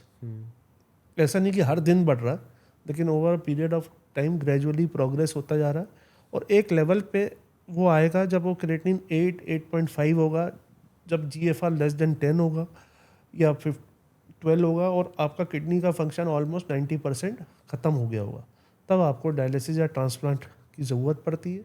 और जब वो कराते हो तो एक्यूट में यूजुअली आपको थोड़े टाइम के लिए कराना पड़ता है, रिकवरी हो गई तो आपका सब बंद हो जाता है। इसमें कंटिन्यूअस प्रोसेस किया जाता है। एक्यूट में आप किडनी ट्रांसप्लांट कभी भी नहीं करते, क्योंकि वो आप एक्सपेक्ट कर रहे हो कि पेशेंट रिकवर हो जाएगा। एग्जैक्टली क्रॉनिक में आपको करना पड़ता है। और इसको डिफरेंशिएट करने के लिए कई फैक्टर्स होते हैं, सोनोग्राफी होती है। एक्यूट में यूजुअली किडनीज का साइज अच्छा रहता है, क्रॉनिक में किडनी स्मॉल और वाइट और श्रंकन हो जाती है। ओके, तो वो यहाँ पे मतलब उसके सिम्टम्स बढ़ जाते हैं और ज़्यादा सीवियर हो जाते और आपके पास एक प्रीसीडिंग इवेंट होता है, जैसे कि किसी आदमी को लूज मोशंस हुए और एकदम उसका क्रिएटिनिन बढ़ता जा रहा है और वो 1.4 था, 1.8 हुआ, 3.1 हुआ, 4.6 हुआ इन डेज। हैं। ओके, आज हुआ तो 1.8 था, कल देखा तो 2.4 हुआ, परसों देखा तो 3.2 हुआ।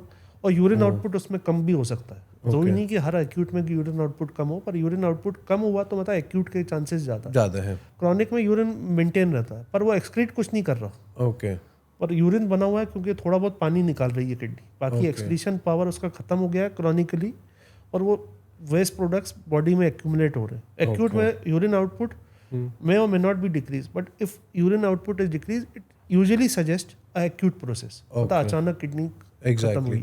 So that's more have a chance to save the kidney. Yes. Very good. Okay.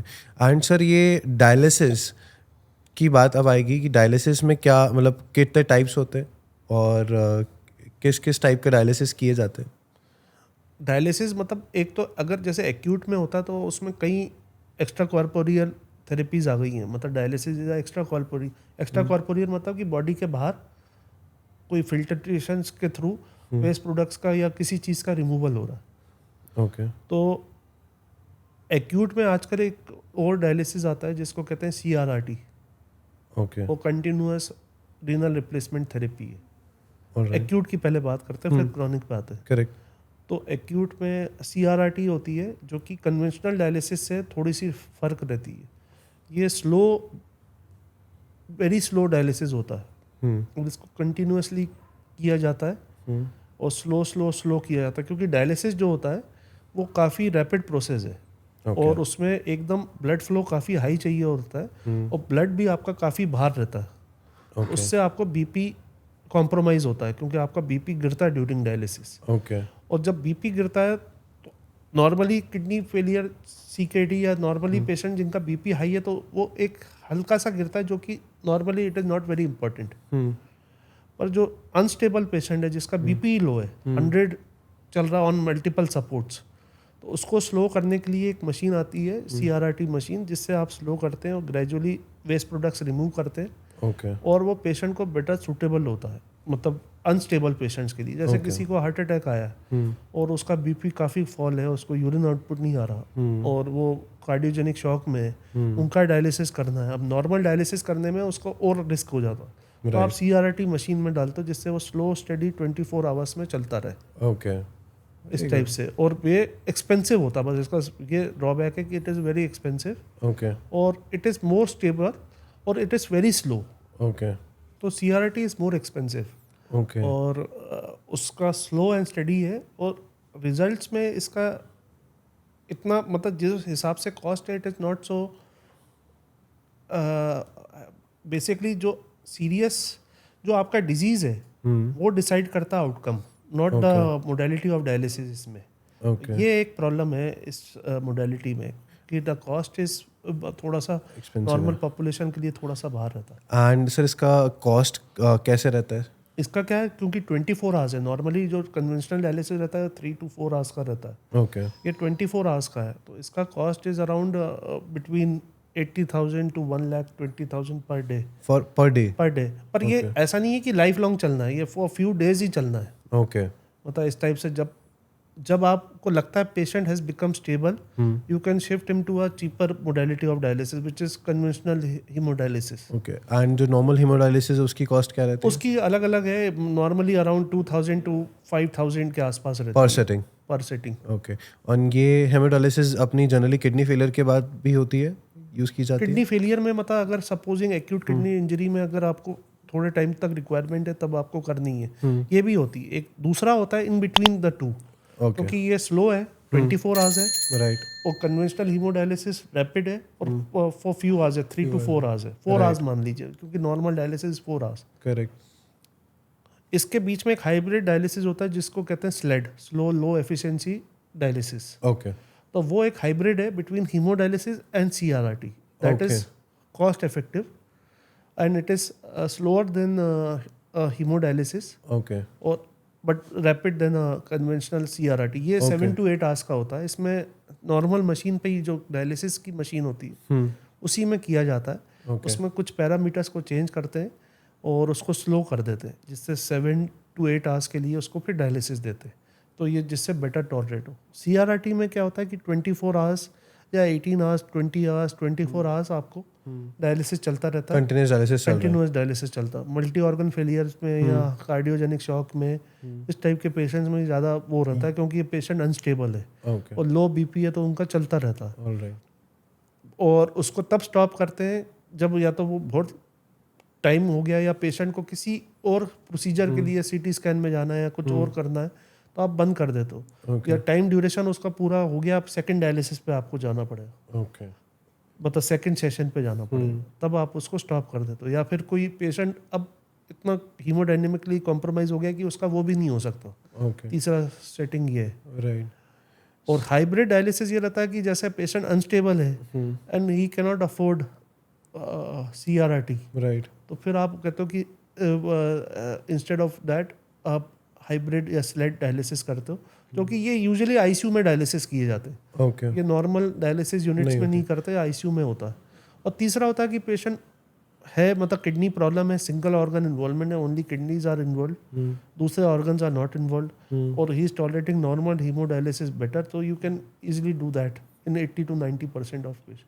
तो 10 to 20% ऑफ केसेज होते हैं AKI के जो ICU रिक्वायरिंग है, और जिनको मल्टी ऑर्गन फेलियर है उनमें ये hybrid therapy and CRRT is required. Okay. And now if we talk about the CKD में भी हीमोडायलिसिस मतलब दो टाइप के होते हैं. एक तो इन सेंटर होता है जो हीमोडायलिसिस होता है, और एक होता है कि आप घर में कर सकते हो थ्रू अपने पेट की मेम्ब्रेन होती है, CAPD उसको कहते हैं, continuous ambulatory peritoneal dialysis. Okay. आप पेट में कैथेटर फिट कर देते हो और उसमें आप वो डेली होता है, वो कंटिन्यूअस होता है और बड़ा सिंपल होता है, घर में आप कर सकते हो. ओके. और वो यूजुअली उसमें आप डायलिसिस फ्लूइड होता है, 2 लीटर्स का बैग होते हैं दो, वो आप पेट में इंस्टिल करते हो.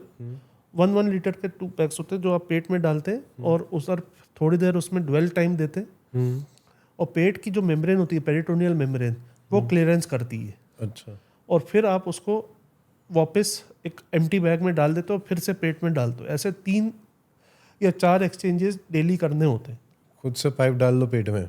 पेट में नहीं, वो कैथेटर सर्जिकली इम्प्लांट करते हैं. ओके. खुद से नहीं. पता पड़ा चाकू घुसेड़ दो. हाँ, वो है वही कि कैथेटर तो डालना है आपको. ओके. और उसके बाद पेशेंट को 6-7 दिन के बाद उसकी टेस्टिंग के बाद आप पेट से आप अपने आप पेशेंट खुद स्टार्ट कर सकता है. जैसे अगर कोई वर्किंग पेशेंट है तो वो अपने ऑफिस में भी कर सकता है. तो ये डॉक्टर बेसिकली आप प्रॉपर बताते होंगे कैसे करना है? हाँ, कैसे करना है, उसको पूरी ट्रेनिंग दी जाती है. उसको कहते हैं CAPD. ओके. और अगर जैसे पेशेंट जैसे डायबिटिक पेशेंट है, उसको दिखता नहीं है उसकी, क्योंकि आंखें भी इन्वॉल्व है, तो फिर आप एक उसके साथ में जो भी फैमिली मेंबर है उसको ट्रेन कर देते हो. पेशेंट को तो ट्रेन करते हैं, साथ में एक और फैमिली मेंबर या उसका केयर टेकर को ट्रेन कर देते हैं. तो बहुत सिंपल है. उसमें बेसिकली आपको वो जो बैग है उसको पेट में डालना और निकालना. ओके. और ऐसे दिन में 3 या 4 बार करना है. एक एक्सचेंज 15-20 मिनट्स में इनफ्लो है और 20 मिनट्स में आउटफ्लो हो जाता है. मतलब बेसिकली 2-3 घंटे में पूरा काम हो जाता है 24 आवर्स में. और 24 आवर्स क्लियरेंस चलता रहता है. तो कई लोग ये ऑप्ट करते हैं, क्योंकि कईयों को कहते हैं कि हम ये ऑफिस में भी आप कर सकते हैं. अच्छा. क्लीन सराउंडिंग होना चाहिए और हाइजीन, मतलब आपको ग्लव्स भी ना पहने, लेकिन हाथों को सैनिटाइज करके कर सकते हैं. तो आपका ऑफिस में जब ये एक छोटे से रूम में कर सकते हैं, पर उस टाइम कोई ज़्यादा एंट्री ना हो उस टाइम. ओके. क्योंकि दूसरे का इट्स बेटर कि आप एक छोटा सा स्टोर रूम देख लें या ऐसा कुछ प्राइवेट प्लेस देख लें, कॉन्फ्रेंस देख लें, क्योंकि उधर और एक छोटा सा कोई भी एक रूम में आप कर सकते हैं इजीली. और आधे घंटे में करके आप वापस अपना बैक टू वर्क कर सकते हैं. तो ये इसको कहते हैं CAPD. दूसरा होता है हीमोडायलिसिस, जो सेंटर में जाके किया जाता है, या होम डायलिसिस भी कर सकते हैं, लेकिन बेसिकली तो नॉर्मली एक आपको हॉस्पिटल या डायलिसिस सेंटर में जाना होता है, और वो आप हीमोडायलिसिस करते हैं, जिससे आपके वेस्ट प्रोडक्ट जाते हैं. ऐसे हफ्ते में 3 बार या 2 बार आपको जाना होता है, और वो होता है. ओके. थर्डली है कि एक हीमोडायलिसिस का भी एक और आया है, HDF, HDF. हाँ, हीमोडायफिल्ट्रेशन. तो वो होता है, वो एक्यूट में भी कर सकते हैं लेकिन क्रॉनिक में ज़्यादा पॉपुलर है. ज़्यादा पॉपुलर. तो उससे क्या होता है कि कन्वेंशनल हीमोडायलिसिस में कुछ टॉक्सिन्स निकल नहीं पाते. ओके.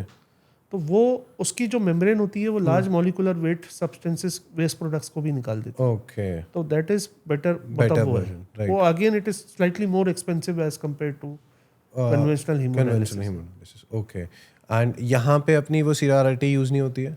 यहाँ पे इतना मतलब प्रैक्टिकली इम्पॉसिबल है ना. आप हर दिन 1 लाख रुपए मतलब लाइफ लॉन्ग लगाना तो Impossible है. इम्पॉसिबल है. तो वो तो मतलब, और उसका कोई बेनिफिट भी नहीं है क्योंकि वो स्लो क्लियरेंस दे रहा है. ओके. अब 24 घंटे तो आदमी हर दिन तो अस्पताल, अगर सपोज करो कोई मिलेनियर भी है उसको ये कराना भी है तो क्या पूरे वक्त हॉस्पिटल में डायलिसिस थोड़ी ना कराता रहेगा. तो वो वाली इसमें आपको एक गैप भी चाहिए. तो इसलिए वो HDF इज बेटर, मतलब वो that is better clearance of middle molecules and large molecules. So यहाँ पे यदि मैं बात करूँ सर, जो श्री प्रेमानंद जी महाराज हैं, वो नॉर्मल जो डायलिसिस लेते हैं उनका डायलिसिस का टाइप कौन सा हो सकता है जो रेगुलर बेसिस पे वो लेते हैं, जिससे हमारी बात हुई थी? उनका हीमोडायलिसिस तो होगा. अब weather he is taking HDF और not, that is I can not से. ओके. मतलब वो हीमोडायलिसिस रेगुलर चल रहा है या CAPT चल रहा है वो मुझे मालूम नहीं, पर देख के लगता है कि हीमोडायलिसिस चल रहा है क्योंकि वो कहते हैं डेली चल रहा है और मेरे को कहीं जाना पड़ता है, जो मैंने इंटरव्यू में सुना है. पर वो तो वो उनसे ही आपको पूछना पड़ेगा. पर अगर हीमोडायलिसिस चल रहा है तो वेदर इट इज HDF और whether it is normal conventional haemodialysis, क्योंकि डेली कर रहा हो तो वो उससे भी, क्योंकि एक फ्रांस की एक शहर है उस पर उन्होंने एक स्टडी की थी तो उन्होंने किया था कि डेली हीमोडायलिसिस नॉक्टर्नल, क्योंकि लोग काम करते हैं तो उन्होंने कहा कि हम रात को डायलिसिस कराएंगे वर्सेस हफ्ते में 2 बार और 3 बार. तो लाइफ एक्सपेक्टेंसी जिनका डेली डायलिसिस था और नॉक्टर्नल था for longer duration, that was much better. Okay, that's good. So now when it comes to a kidney problem sir, आपने सबसे ज़्यादा अपने पेशेंट्स में बेसिक क्या ऐसे सिम्टम्स देखे हैं जिससे सबसे ज़्यादा इनके किडनीज के प्रॉब्लम्स बढ़ जाते हैं? Symptoms of kidney disease. Yes. Chronic kidney, मतलब क्रॉनिक में मतलब शुरू में तो बहुत सटल सिम्टम्स रहते हैं कि आपको BP पेशेंट है या डायबिटिक पेशेंट है, उसमें आपने रूटीन टेस्टिंग में पाया कि आपको किडनी की प्रॉब्लम आ रही है. जैसे डायबिटिक पेशेंट में माइक्रोएल्बुमिनुरिया आया, फिर वो प्रोटीन यूरिया आया, मैक्रो हो गया. ओके. फिर BP मतलब BP अगर सपोजिंग किसी का एक मेडिसिन से क्योर कंट्रोल हो रहा था, उसकी BP का मेडिसिन का अमाउंट और ड्यूरेशन बढ़ गया, 3-4 मेडिसिन पे आ गया, तो ये साइन है कि उसकी किडनीज कहीं खराब तो नहीं हो रही. ओके. दूसरा, जैसे जैसे बीमारी, पाँव में सूजन आना, चेहरे पे सुबह आदमी देखता है तो उसको लगता है कि स्वेलिंग आ रही है आईज में. फिर एनीमिया होना, मतलब खून का गिरना, भूख ना लगना, उल्टी आना, ये एडवांस सिम्टम्स है. फिर किसी को एकदम थकावट होनी, वो बिकॉज ऑफ एनीमिया. फिर यूरिन में झाग आना, ये भी अर्ली सिम्टम है. ओके. ये डिनोट करता है कि यूरिन में प्रोटीन आ रहा है. ओके. और रात को बार बार यूरिन आना बिसाइड्स प्रोस्टेट. ओके. किडनी मतलब यंग जैसे 25 ईयर्स का आदमी है तो उसको तो प्रोस्टेट होना नहीं है. राइट. तो वो बार बार रात को यूरिन कर रहा है, जिसको कहते हैं नॉक्ट्यूरिया. तो इसका मतलब है कि आपका जो किडनी का कंसंट्रेशन है वो प्रॉपर नहीं है और रात को यूरिन आपको हो रहा है, ज़्यादा हो रही है. तो रात को यूरिन, ये सटल साइंस है किडनी फेलियर के. एडवांस में फिर भूख लगना, फिर उसको झटके भी आ सकते हैं जिसको सीजर डिसऑर्डर कहते हैं. और फिर यूरिमिक सिम्टम्स होते हैं कि आदमी डल ड्राउजी हो गया. वो एडवांस रीनल फेलियर में आदमी को चेतना खत्म हो गई, कॉन्शियसनेस डलनेस होनी स्टार्ट हो गई. और फिर इचिंग होना बहुत ज़्यादा अनयूजुअल, वो भी हाई यूरिया हाई क्रेटिनिन में आता है. ऐसा 1.5 पूरी बॉडी में इचिंग होना स्टार्ट हो गया, क्योंकि उसमें आपको एक तो उसको यूरिमिक टॉक्सिन्स होता है जो कि इचिंग कराता है. ये सारी चीज़ें. एंड सर, जो आज के डेट में डोजो लेते हैं, 650 ले रहे हैं, नॉर्मल वायरल इन्फेक्शंस हैं और बड़ी बड़ी ऐसी मेडिसिन के ड्रग्स ले रहे हैं, उसका क्या इम्पैक्ट है और ऐसी कौन कौन सी मेडिसिन है जो बेसिकली आपकी किडनी पे इम्पैक्ट डालती है डायरेक्टली? डोलो मतलब paracetamol, that is a safe medicine. Okay. Paracetamol पर से इज अ सेफ मेडिसिन. पर पेन किलर्स जो होते हैं NSAIDs, वो उसमें आइबुप्रोफेन, ब्रूफेन इस टाइप के, या निमोसोलाइड, ये सारे किडनीज को डैमेज करते हैं.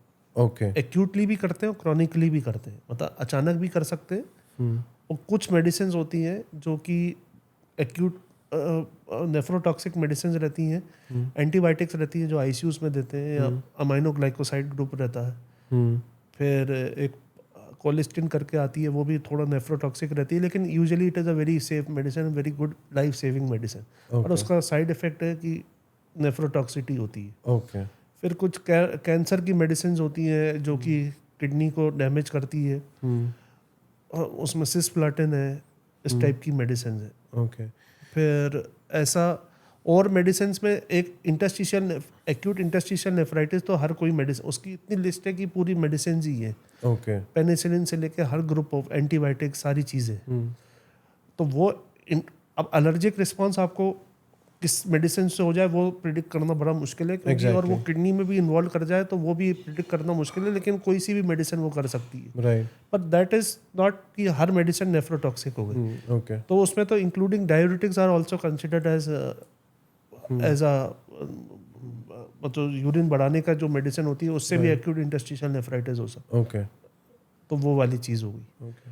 और कुछ एंटी हाइपरटेंसिव मेडिसिन होती है, सिनेबिटाज या एआरबीज, जिससे क्रिएटिनिन इंक्रीज होता है। और अगर सपोजिंग आपको लूज मोशन हुए, वॉल्यूम बीपी फॉल हुआ, तो आपका किडनी फेलियर वर्सन हो सकता है इस टाइप से। सर बेसिकली हमारे नॉर्मल लाइफ में हम ऐसी कौन कौन सी मेडिसिन लेते हैं जिससे हमारी किडनी पे डायरेक्टली उसका इम्पैक्ट पड़ता है और उससे किडनी फेलियर होने के चांसेस है?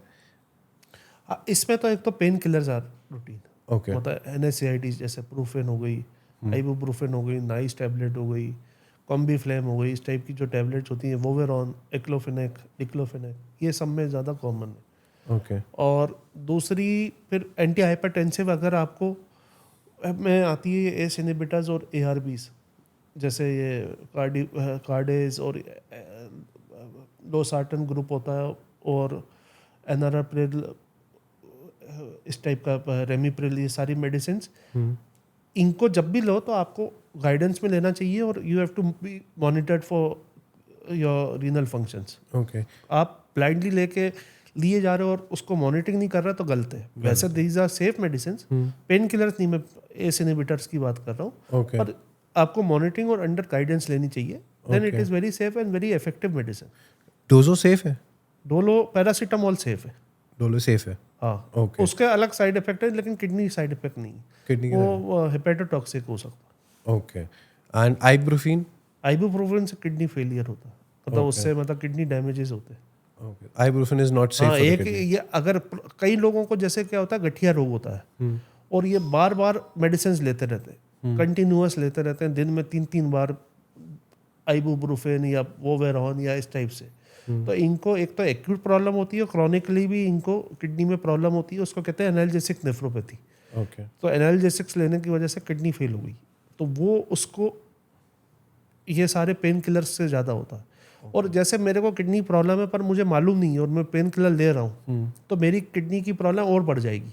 मतलब क्रॉनिक किडनी डिजीज़ है मेरे को, और मेरा क्रिएटिनिन 2.5 है, और मैं कंटिन्यूस लेते जा रहा हूँ, तो फिर अपने को हो सकता है 2.5 की जगह जो बेस था वो अब 4 हो जाए। तो इन लोगों को खासकर बड़ी सतर्कता से लेना चाहिए। नॉर्मल आदमी को तो इतना फर्क नहीं पड़ता, लेकिन जिसको, क्योंकि अनडायग्नोज किडनी केसेस बहुत ज़्यादा रहते हैं सोसाइटी में, तो वो लेते जाते हैं पेन किलर्स, और उनको फिर एनाल्जेसिक नेफ्रोपैथी हुई है। कोई डायबिटिक पेशेंट है, उसको डायबिटिक नेफ्रोपैथी हो, वो लिए जा रहा है, उसको मालूम ही नहीं किडनी डिजीज़ है। राइट। तो इस तरह से अपने को प्रॉब्लम्स हो सकती है। ओके। एंड सर यहाँ पे बात आ रही है किडनी ट्रांसप्लांट की। सो जब सबसे बड़ा कंसर्न आता है कि जब किसी की किडनी फेल हो चुकी है और ट्रांसप्लांट के लिए कोई डोनर उन्हें देने के लिए चाहिए। सो यहाँ पे मैं बात कर रहा हूँ एक वुमेन की जो अपनी फैमिली में और शायद अनमैरिड है, कभी यदि वो अपने फैमिली में ही किसी को या नोन में किसी को किडनी देना चाह रहे हैं, सो क्या वो इन फ्यूचर डोनेट करने के बाद अपनी किडनी वो प्रेग्नेंट हो सकते हैं, कंसीव कर सकते हैं, नॉर्मल हेल्दी प्रेगनेंसी को कैरी कर सकते हैं? हाँ, यूजुअली देखिए अगर कोई प्रेग्नेंट वुमेन है तो उसका तो आप डोनर एज अ डोनर तो लोगे नहीं। एग्जैक्टली। तो मतलब आपका मेरे ख्याल से ये क्वेश्चन है कि सपोजिंग कोई पेशेंट है जिसने मतलब डोनर है जिसने अपनी किडनी डोनेट की और उसके बाद प्रेगनेंसी हुई, राइट, तो whether she can carry her pregnancy. Even वो अनमैरिड है अभी, अनमैरिड होने के बाद शी इज प्लानिंग 4-5 साल बाद एग्जैक्टली वो कैरी कर सकते हैं प्रेगनेंसी? ओके, कर सकती है। इमीडिएट मतलब फर्स्ट ईयर अपन बोलते नहीं, क्योंकि मतलब अभी इमीडिएट ऑपरेशन हुआ तो आप एकदम मत करिए, और जो प्रेग्नेंट फीमेल है उसका तो आप लोगे भी नहीं, क्योंकि जब तक प्रेगनेंसी खत्म नहीं होती तो।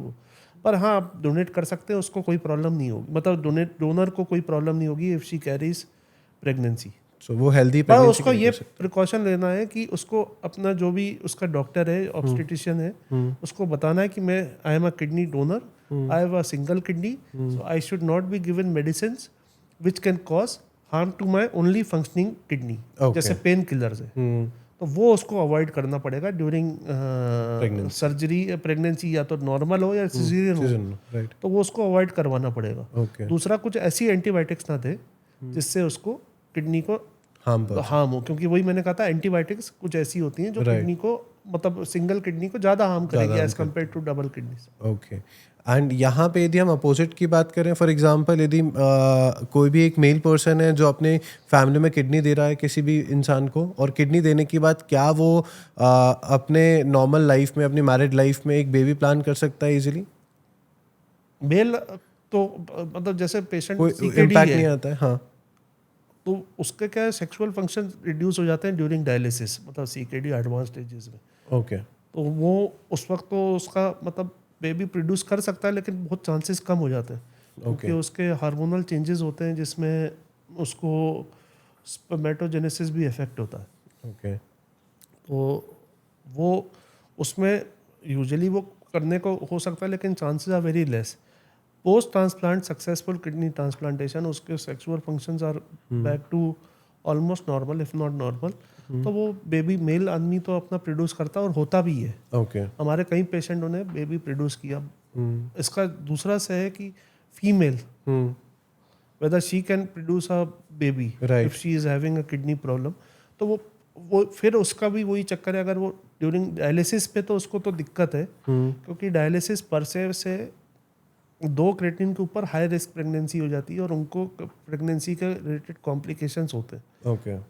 उसको प्री एक्लेम्शिया हो सकता है, जो कि प्रेगनेंसी रिलेटेड कॉम्प्लिकेशन है। एक्लेम्शिया हो सकता है, ये तो मदर रिस्क हो गया। राइट। फीटल रिस्क होता है कि वो प्रेगनेंसी पूरी टाइम चलेगी नहीं, तो हाई रिस्क प्रेगनेंसी हो गई, और बच्चे को माल फॉर्मेशंस होंगे, क्योंकि ब्लड सप्लाई उसको अच्छा मिलेगा नहीं मदर, और उसका जो मदर का न्यूट्रिशन उसको प्रॉपर मिलेगा नहीं पेट में, तो उसको फीटल मालफॉर्मेशंस हो सकते हैं, स्मॉल फॉर बर्थ वेट हो सकता है, और 90% पेशेंट में इंट्रायूटेराइन फीटल डेथ्स हो जाती है, मतलब फीटल सर्वाइव नहीं करेगा। 5-10% जो सर्वाइव करते हैं उसमें जो फीमेल पेशेंट है उसको रिस्क तो रहेगा, पर उसको डायलिसिस का शेड्यूल अपना बहुत अच्छा करना पड़ेगा।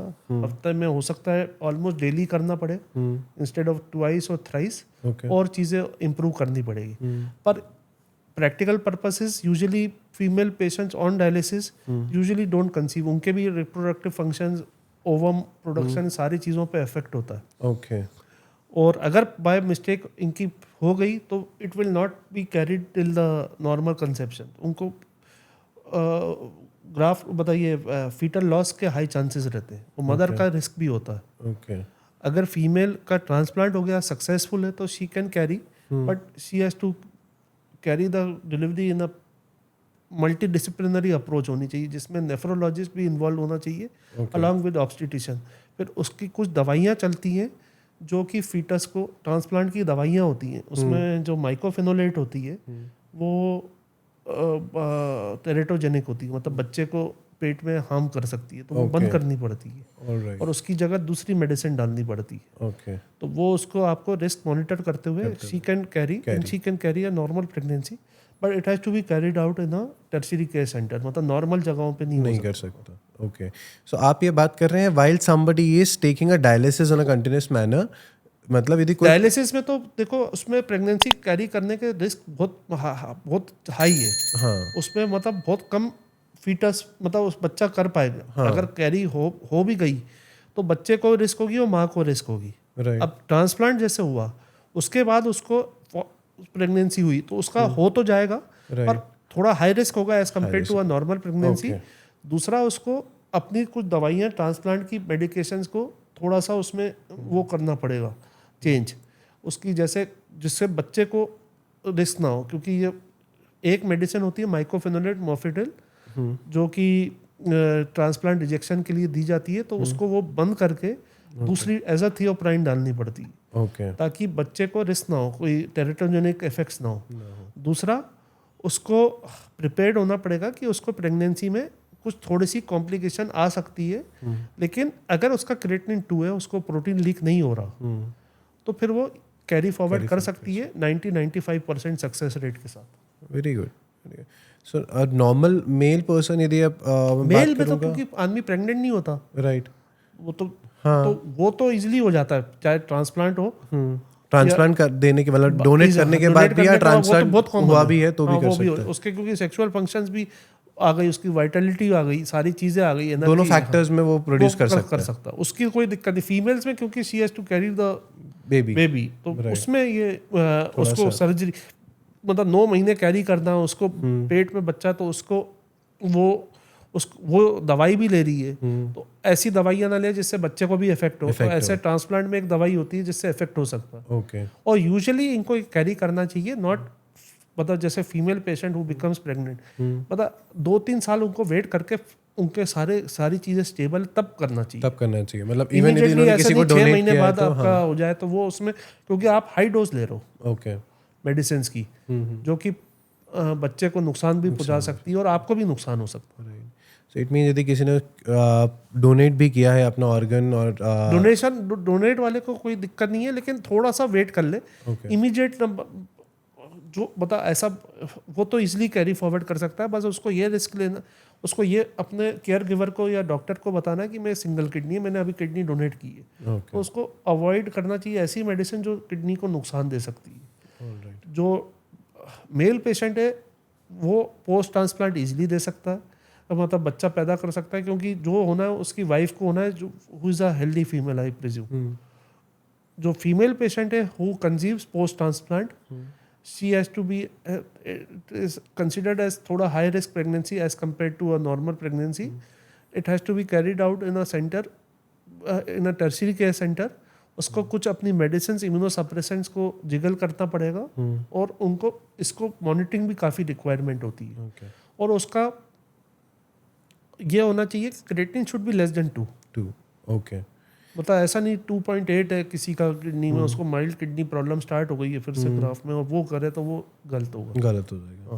ओके सर, आपके आज तक के लाइफ के करियर में और 20 साल का आपका एक्सपीरियंस हो चुका है, आपने इतनी स्टडीज़ भी की हैं, सो आज तक आपने ऐसी कौन सी सक्सेसफुल किसी पेशेंट की स्टोरी देखी है आपके पूरे करियर में जहाँ पे आपको लगा है कि there is not a single problem even after having the transplantation और even after giving the donate?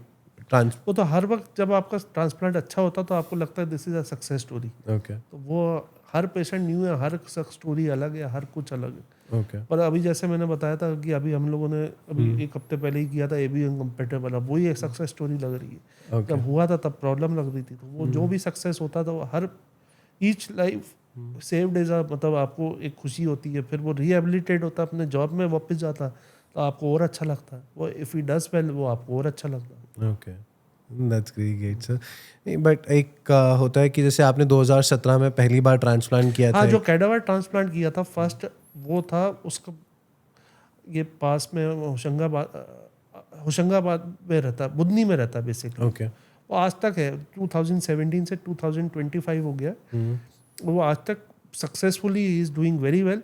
उसने अभी एक मैरिज गार्डन खोला है होशंगाबाद में, बुधनी में ही। ओके। और he is back to work daily है। वो उसका वेट जो मेरे ख्याल से 40-45 किलो था वो ओवर वेट हो गया, 80 किलो के आसपास हो गया। उसको ये कहते हैं कि तू थोड़ा वेट कम कर, और वो पूरा अपना नॉर्मल काम कर रहा है। कार चला के खुद आता है और वो करता है। और उसका अभी उसने अपने बच्चे, जब वो आया था तो अब उसका 8 साल पहले उसकी मदर दे रही थी, तो पर उसको कुछ हार्ट की प्रॉब्लम थी तो हम लोगों ने मना कर दिया था। और next day luckily by chance वो किडनी आई और इसको लग गई। ओके। तो वो एक मतलब वो आज तक, और ये पेशेंट वेंटिलेटर पे था। ये तब आया था जब ये स्वाइन फ्लू का मतलब 2017-16 में ये 6 महीने इसका डायलिसिस हुआ था। तो ये वेंटिलेटर पे आया था और इसको स्वाइन फ्लू करके लंग डिजीज किया था। फिर इन्होंने जब दिखाया तो किडनी फेलियर अपने को दिखाया तो मालूम चला CKD है और इसको वॉल्यूम ओवरलोड। पहले इसको वेंटिलेटर से बाहर किया, डायलिसिस पे आया, और डायलिसिस के बाद इसकी जब मदर आई थी किडनी डोनेशन के लिए तो पर वो अनफिट पाई गई और उसकी लग भी या उससे अच्छे कर्म थे कि 2 दिन बाद ही उसको फर्स्ट भोपाल का ट्रांसप्लांट भी मिला और वो आज तक सरवाइव कर रहा है and his kidney functions are almost normal और उसने अपने बिजनेस भी एक्सपेंड कर लिया। Very good. और उसको अभी 2-3 महीने पहले एक शादी हॉल खोला है जिसमें कह रहा है कि काफ़ी बुकिंग भी है। अरे वेरी गुड सर। सो मतलब शादी कराने के लिए जाना पड़ेगा इनके पास। सो मतलब इनके बाद उनको डायलिसिस की कोई ज़रूरत नहीं अभी तक नहीं पड़ी। उसका क्रिएटिनिन 1.2 है। Very good, very nice sir.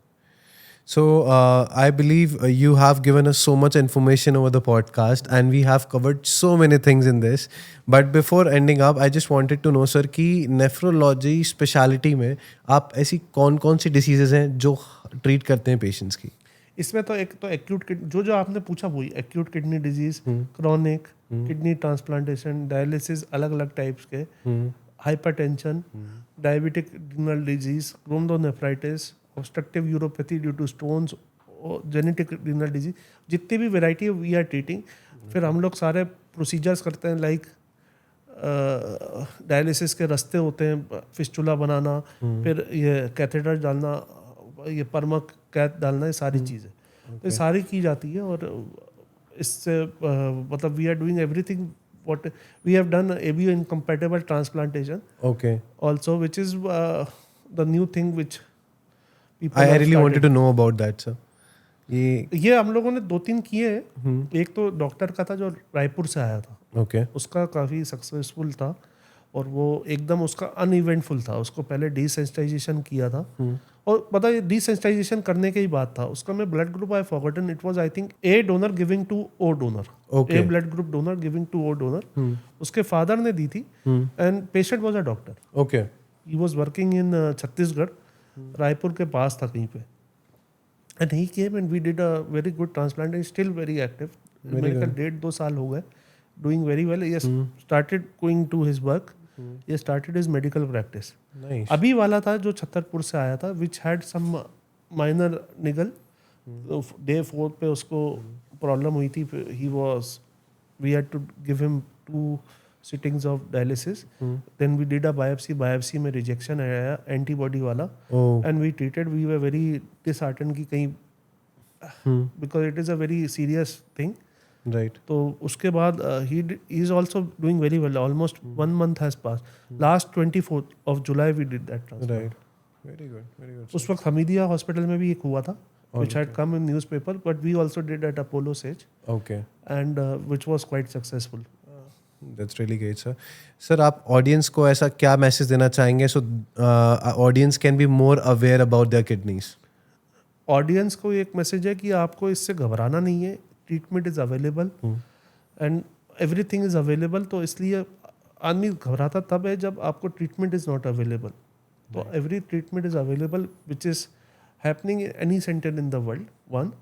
दूसरा क्या है, मेरे को नॉर्मल पब्लिक से भी करना है कि आपको you should become a organ donor, क्योंकि क्या ऑर्गन डोनर की जितना अपने सक्सेस स्टोरीज बताई है वो ज़्यादातर ट्रांसप्लांट्स की है। सो दे हैव रिसीव्ड ऑर्गन्स।